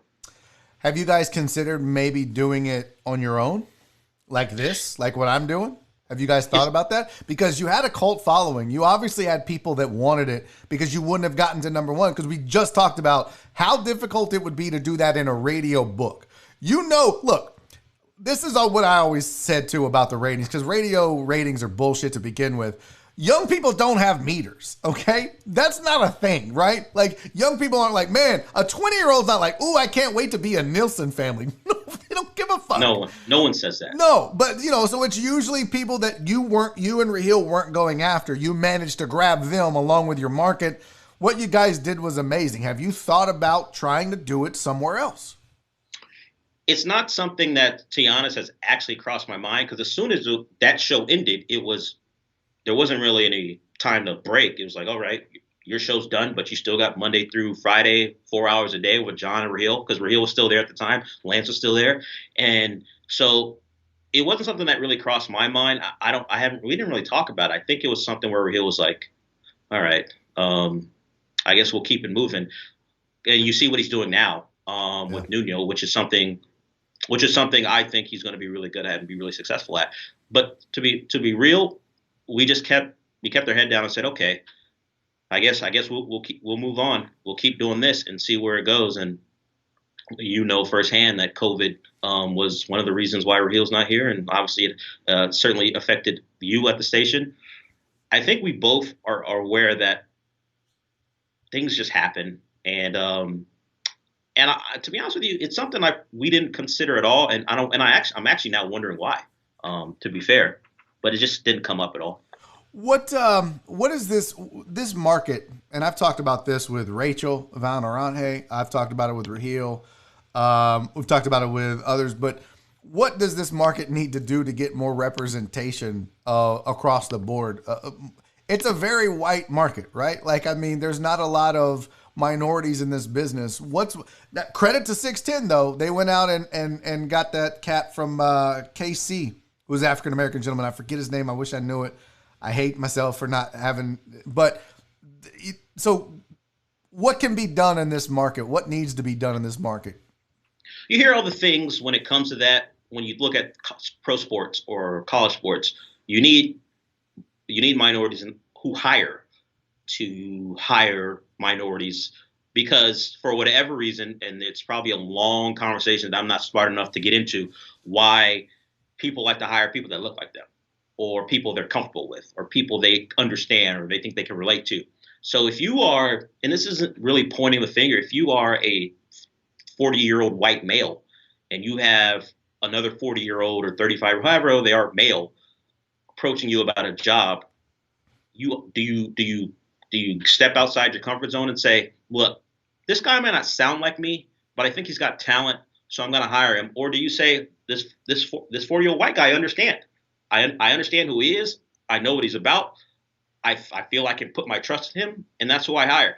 Until you get more minorities, black people, whatever minority you want to think of in those jobs where they hire women, that too, you're not going to see it happen more. We can talk about experience or lack thereof, but how do you get experience if the guys who are making the decisions aren't hiring you? I mean, people, they say radio, you go to Plano, you go to these small. You think a guy in Plano, a white guy in Plano who probably has the job of hiring is going to point and go, look, I'll hire the kid from Houston, the 24-year-old black kid from Houston to do this. He's not going to do that. He's going to hire a guy who he thinks is going to relate to the Plano audience. So I've never understood. I get it. You don't want to put inexperienced people in big markets because it's a big time job. But I wouldn't use that as a reason why you're not hiring minorities, because listen, the small market's not going to hire them either. And to be honest with you, I am living proof that it's a bullshit excuse. I mean, 100% fact. I was never a radio guy until I won Rock the Mic. I didn't start in Paducah, Kentucky and grind it out for 12 years, hopping around from city to city. I won a contest. I was given a Sunday show in the 6th largest market, and I parlayed that into a midday show where we not only won our time slot, but won the entire book on several occasions. We were #1 at ESPN. Not within the last, October and November, you know this. You saw the books. We were the usual suspects. Was better ratings than the bench, better ratings than the blitz.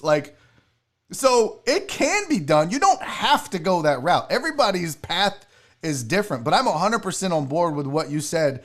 People want to hire people that look like them because it's all about comfort. It's not about talent. It's not about what you can and can't do. It's about what makes me feel better and what I think people are going to want. Because if you're an old white dude, if you're a 40-something white guy, you don't think like a 30-year-old African-American. You don't think like a 26-year-old female. You think like a 40-year-old white guy, and you think, I want to hear 40-year-old white guys talk. Yeah, and if you see 40-year-old white guys at your events, and maybe it's not even a conscious thing you're doing, because you watch people who they hang out with. Unless you grew up in a multicultural place, are you reaching out to hang out with someone who doesn't look like you?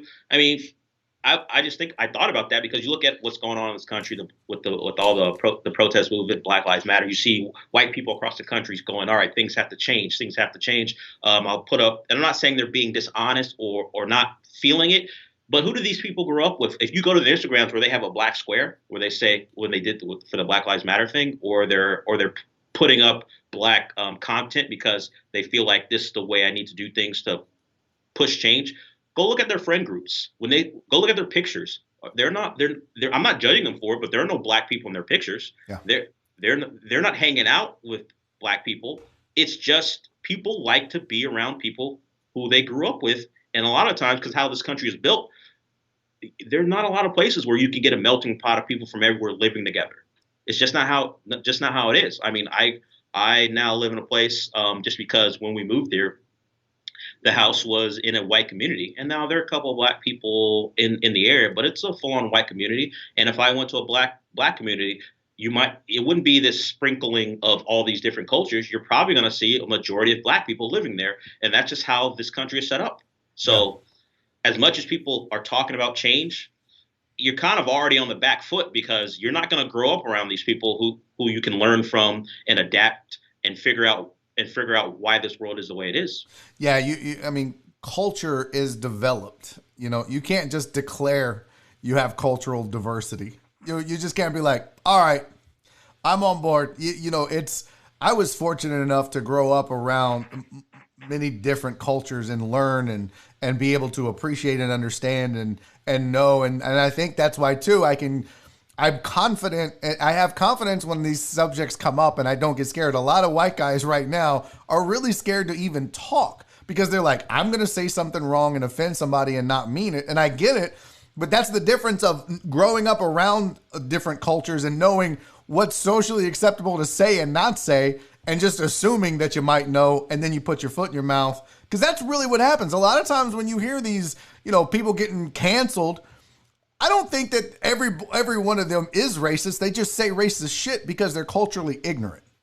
Yeah, and they said something similar around people that look like them or think like them. And it's like, and they don't get called on it because, hey, man, this is kind of how we all have talked and we all say things and we don't think we're bad people. Look, most people don't think they're racist until they're confronted with it. And then they're like, or they don't think they say, maybe they're not racist. They don't say stereotypical racist things until someone says, hey, man, what the fuck are you saying? Yeah. And they're like, what? I've been thinking this way for the last 30 years. What's wrong now? Well, it's because you've been hanging around people who are exactly like you, so you don't know when you say something like that, you're gonna catch something from someone. I've always said there's a difference between saying something racist and being racist. And it does exist. And more often than not, what you're seeing is people are saying something racist. They're not racist. Like, they don't legitimately hate black people or Hispanics or anybody else. They just say racist shit because they don't know better. Yeah. And as much as I talked about the whole, you can put the black square, but all your friends are white, I appreciate anyone who's trying to learn. Mm-hmm. I mean, and you, I don't stop learning about things. If they're going to try, that's all you can ask for. So if you want to amplify black voices because you think that's doing your part, I got no problems with that. And shout out to Netflix. Netflix just signed a you see they bring all the classic black shows back. Moesha's going to be on there. They just had a whole list. So you see all these corporations trying to do things, and I think people are trying to do that too. But you know what helps a great deal? Maybe, I don't know how you develop a black friend. I don't know how you go, hey, I'm going to go find a black friend. But maybe I'm accepting application. Yeah. Hey, does anyone want to hang out with me that's black? I don't know. I don't know how you. Oh God, please, white people, go tweet that right now. I swear, we can meet in a place that you like. We can meet in a safe location for both of us. Yeah. I mean, Turkey Leg Hut, I guess. I'm not sure. But we can do that. We'll meet at Midtown. It's equal footing. Maybe there, Miko's Hot Chicken. I'm not sure, but we can get this done. Breakfast Club. Yeah. Where would you like us to meet? So I don't know if you can do that, but if you can talk to more people who don't look like you, who didn't grow up like you, that would certainly help as well. No doubt. It's 3:55, man, and I told you I wouldn't keep you because I know you got naps to take. You got to get home and go Mimi's time. The nap is fucked, Barry. It all up. By the time I get home, the NBA season's about to get kicked off, so I got to watch that. So the nap is fucking done. I'm so sorry, old man Dale. I'm so sorry. You should apologize. Thank you. Listen, this was a long time coming because you and I were on the books to do this when I was doing the nightly interviews and just hanging out. And then, I got laid off and all that got topsy-turvy and trying to build the show. And I really never thought to reach back out to anyone other than Nick and Joel because we're boys and family and I love those guys to death. But I never thought anybody there would ever really want to do this or fuck with me. And I got to admit, I really appreciate what you said because someone goes, when are you going to get Dale on the show? I was like, man, that's... And they go like, no, he doing Rahil's podcast came up and he said he's never asked. And then you said Barry's never asked either. I was supposed to do it and he didn't. Buddy, I appreciate that, man. I really do. And I appreciate you coming on this show and doing it and hanging out and giving the people some time and just kicking it, man. This was great. I'm glad we got to do this. It was a lot of fun, man. I mean, people think I'm just this ornery shithead, but honestly, if you ask, I'll do it. It's fine, except for anyone in the chat disrespecting me because you can go fuck yourself. But everybody else, we're good. We're good. It's okay. I love everybody except you and you and you. And you know what? Fuck that whole window. No, that was me literally in hour one. I saw what you called me. I saw you sons of bitches. Yeah. If they're not following you, which I have a feeling most everybody that's watching this show is, but if they're not, are you active on social media? You don't tweet a lot. No, I mean, I have to get agitated, like the baseball stuff as far as Joe Kelly and defending him got me a little pissed off. And I got really mad at myself because I'm tweeting about baseball and I'm actually embarrassed by my own self. Low. But yeah, it's a new low for me. I mean, college football's fine, but baseball is embarrassing. But yeah, at Delv2, I mean, you probably see a tweet from me. I mean, I don't know. Twice every 2 weeks, but honestly, with sports coming back, it'll probably be more active. And if there's a Netflix show that's hot, you'll probably hear from me about that too. Please do a podcast on your favorite show. I really think stop being so just like I'm not gonna do it, Del. Like, look, I wanted to ask you this, and I know I'm gonna go over now. It's fine, but I ain't got shit to do because I feel like this is a question that doesn't get addressed or talked about a lot, and I meant to ask it earlier, but we got into the discussion about race, but I really enjoyed it because it was really poignant.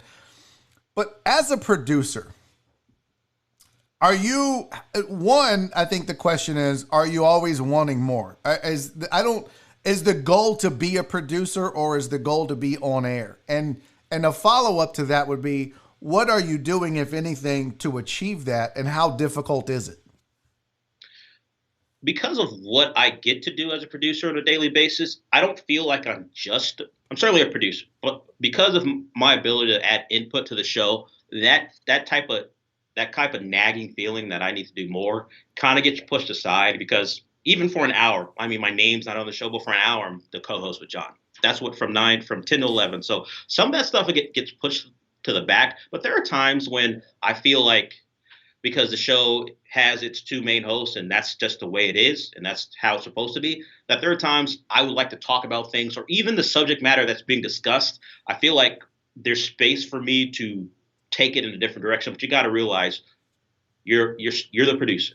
They're the host, and where it goes depends on them. So there are times when that happens where I'm like, man, I feel like not stifled, but it feels like it's not even their doing, but I feel like my voice is not where I want it to be. That's just the nature of the job. Yeah, that's just the nature of the job. So I've understood that that's kind of what you sign up for when you do this. So there are times when I do that, but as far as the actual attempts, I mean, other than like I've applied for stuff in the past for just openings that have come up. So sure, if something perfect came about, I would be interested in that. But as far as what I'm doing, I don't have many complaints because I don't feel like I'm just a producer here.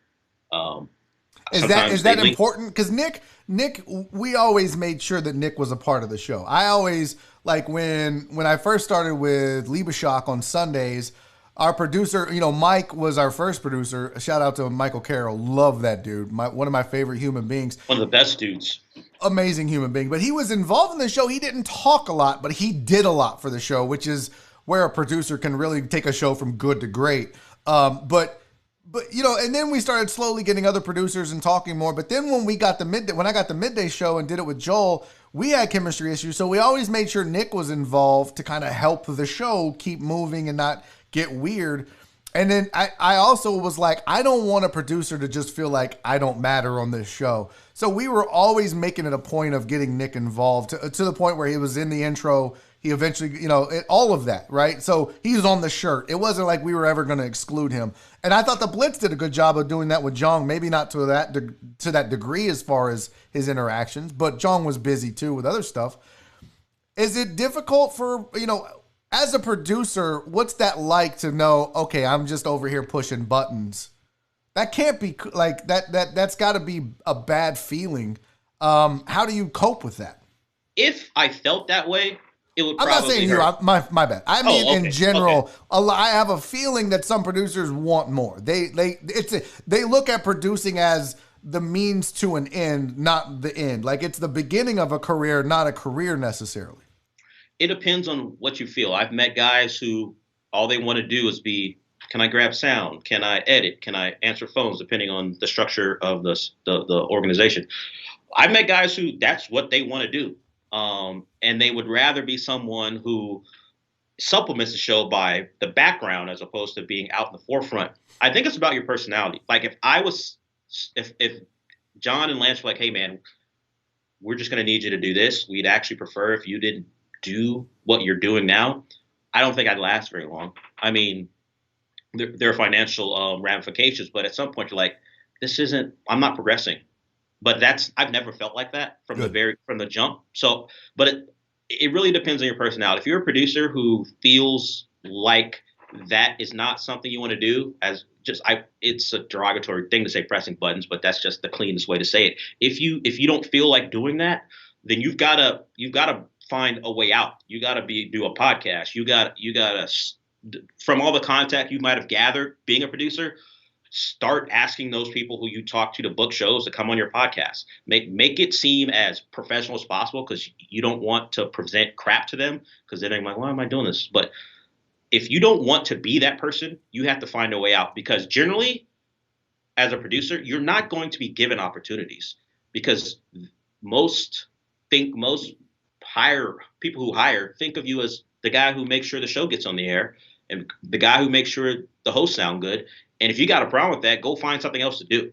So if you're in those situations, the podcast is the easiest thing to do. You have a voice. No one's controlling you, and you can talk about whatever you want. And that's how you develop your craft. And get your reps and get better. Yep. Now, you don't have the pressure of a book or hitting breaks or dealing with a boss who says, hey, what's going on with the ratings?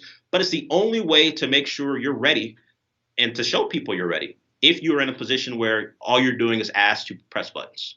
Preach. I love it, man. That's great. I hope people watching this that are in that position listen to that, because I know there are producers that are like, man, I'm better than just doing this. I want to do more. Those opportunities are hard to get, so you got to sometimes do it yourself. In comedy, we talk about, if you're a comic and if you try to showcase for somebody before you're ready, they're always going to think that's what you are. So if you're bad and you bomb, it's kind of like that in radio. Once you become a producer, if you never get the opportunity to get on mic, then people think that guy is just a producer. So you have to be able to have something to show them. Actually, I'm good behind the microphone. I can hold a conversation. I can do a good interview. And that's the beauty of podcasting. And frankly, if you're a younger producer, the podcast is probably a great way to go about it, because the people you probably want to talk to aren't tuning into the radio for however long they're tuning into. You got a specific topic you're interested in. There's so many avenues now. Mm-hmm. You got a laptop, you can create your own show. Yep. As simple as that. You don't even have to have a mic in front of you. Your laptop is probably quality enough to find a way to put stuff out there and tweet out. And you got Facebook. Look, if you're a producer in college, or you came from college, you went to a big school, how many Facebook friends, how many Instagram people do you have? How many Twitter people do you have? You probably got a combination that's enough to support you as you get started, particularly if you're a personable person. There are ways to get stuff done. I mean, I'm in the back half of the millennial generation, but for the Generation Z, there's so many things you can do. If you're in your 20s, there really isn't an excuse to not have your voice out there. Then it's a question of talent and your ability to market yourself. It's about doing it, right? Like, don't let technology or this show, they have this and that and the other. And I tell people that all the time. And I've been trying to encourage anybody and everybody that approaches me, man, your show, that you're doing on YouTube looks cool. You've got all this technology, but I didn't have it when I started. I grew into it, but I didn't let that prevent me from starting. That's the big thing. And I think that's what you're telling people. Just start. I don't give a shit if it's the mic and the camera on your laptop or just the mic on your laptop. Just start making something. Yeah. If you have a creative drive and there's something inside you, it ain't gonna build because you decide there are obstacles. You got a laptop, you got a mic, help. Start. That's the basic of it. And then you let your potential talent take over. And if people like what you're saying, they'll find it. And you know what? Be consistent about what you're doing. Don't be around for a week and then don't do another one for a month. Preach. That's the other thing. Don't start if you're not going to follow through. And that's a failure you see a lot of people do because they don't get numbers early. Yeah. Keep doing it. And who knows what hits? You don't know what it will be that draws your attention. Who knows what the YouTube or whatever platform you use as an algorithm is going to fall in someone's lap that has some eyes to go, oh, look, this guy said something interesting or this lady said something interesting. I'll retweet this. Yep. And all of a sudden, you've got more people than you could have imagined. But you know how that doesn't happen? If you don't put anything out there. Amen. Dale, that's great, dude. By the way, Raheel checked in. The Raheel Show podcast on Facebook was tuned in for the last bit of this. So I think it was all worth it. Dude, this was outstanding, man. Thank you for doing this. I'm pleased that you were able to take time out of your busy nap schedule and all of your show watching. You scoff, but now my sleep clock is completely ruined. So thank you for that. You're going to be a miserable man tomorrow on the show, aren't you? Not much different from any other day. In other words, business as usual. How happy can I be? Hey, Dale, buddy, I appreciate you, man. Thank you so much for doing this. This was outstanding. Thanks for having me, man. It was a lot of fun. Yeah, man. There you go. That is Dale Olaleye. You can catch him every day on ESPN Radio. Just tune your dial to ESPN 97.5. You guys know that, though. Most of you are big Dale fans, and we're clamoring for him to be on this show. And I'm thankful that he did it, and I'm appreciative of it. And thank you guys for sticking around for the overtime. You guys know I try to stay on the clock. I try to be as professional as possible and treat this like a real show, just like we were talking about just a second ago with Dale. You gotta project what you want. You gotta be what you want people to think you are. And I want people to think this is a legitimate show. I don't know if it is or it isn't. You guys validate it for me every day. But that's the message. Just start. If you are watching this right now thinking, I can do that, I know you can. Just start. Start tomorrow. If you need help, message me. I'm glad to offer advice. Podcasts, videos, whatever it is. All right, that's the show. I don't have a guest for tomorrow yet, but I'll figure that out before the 2 o'clock. Hey, I'll see you then. You guys be safe.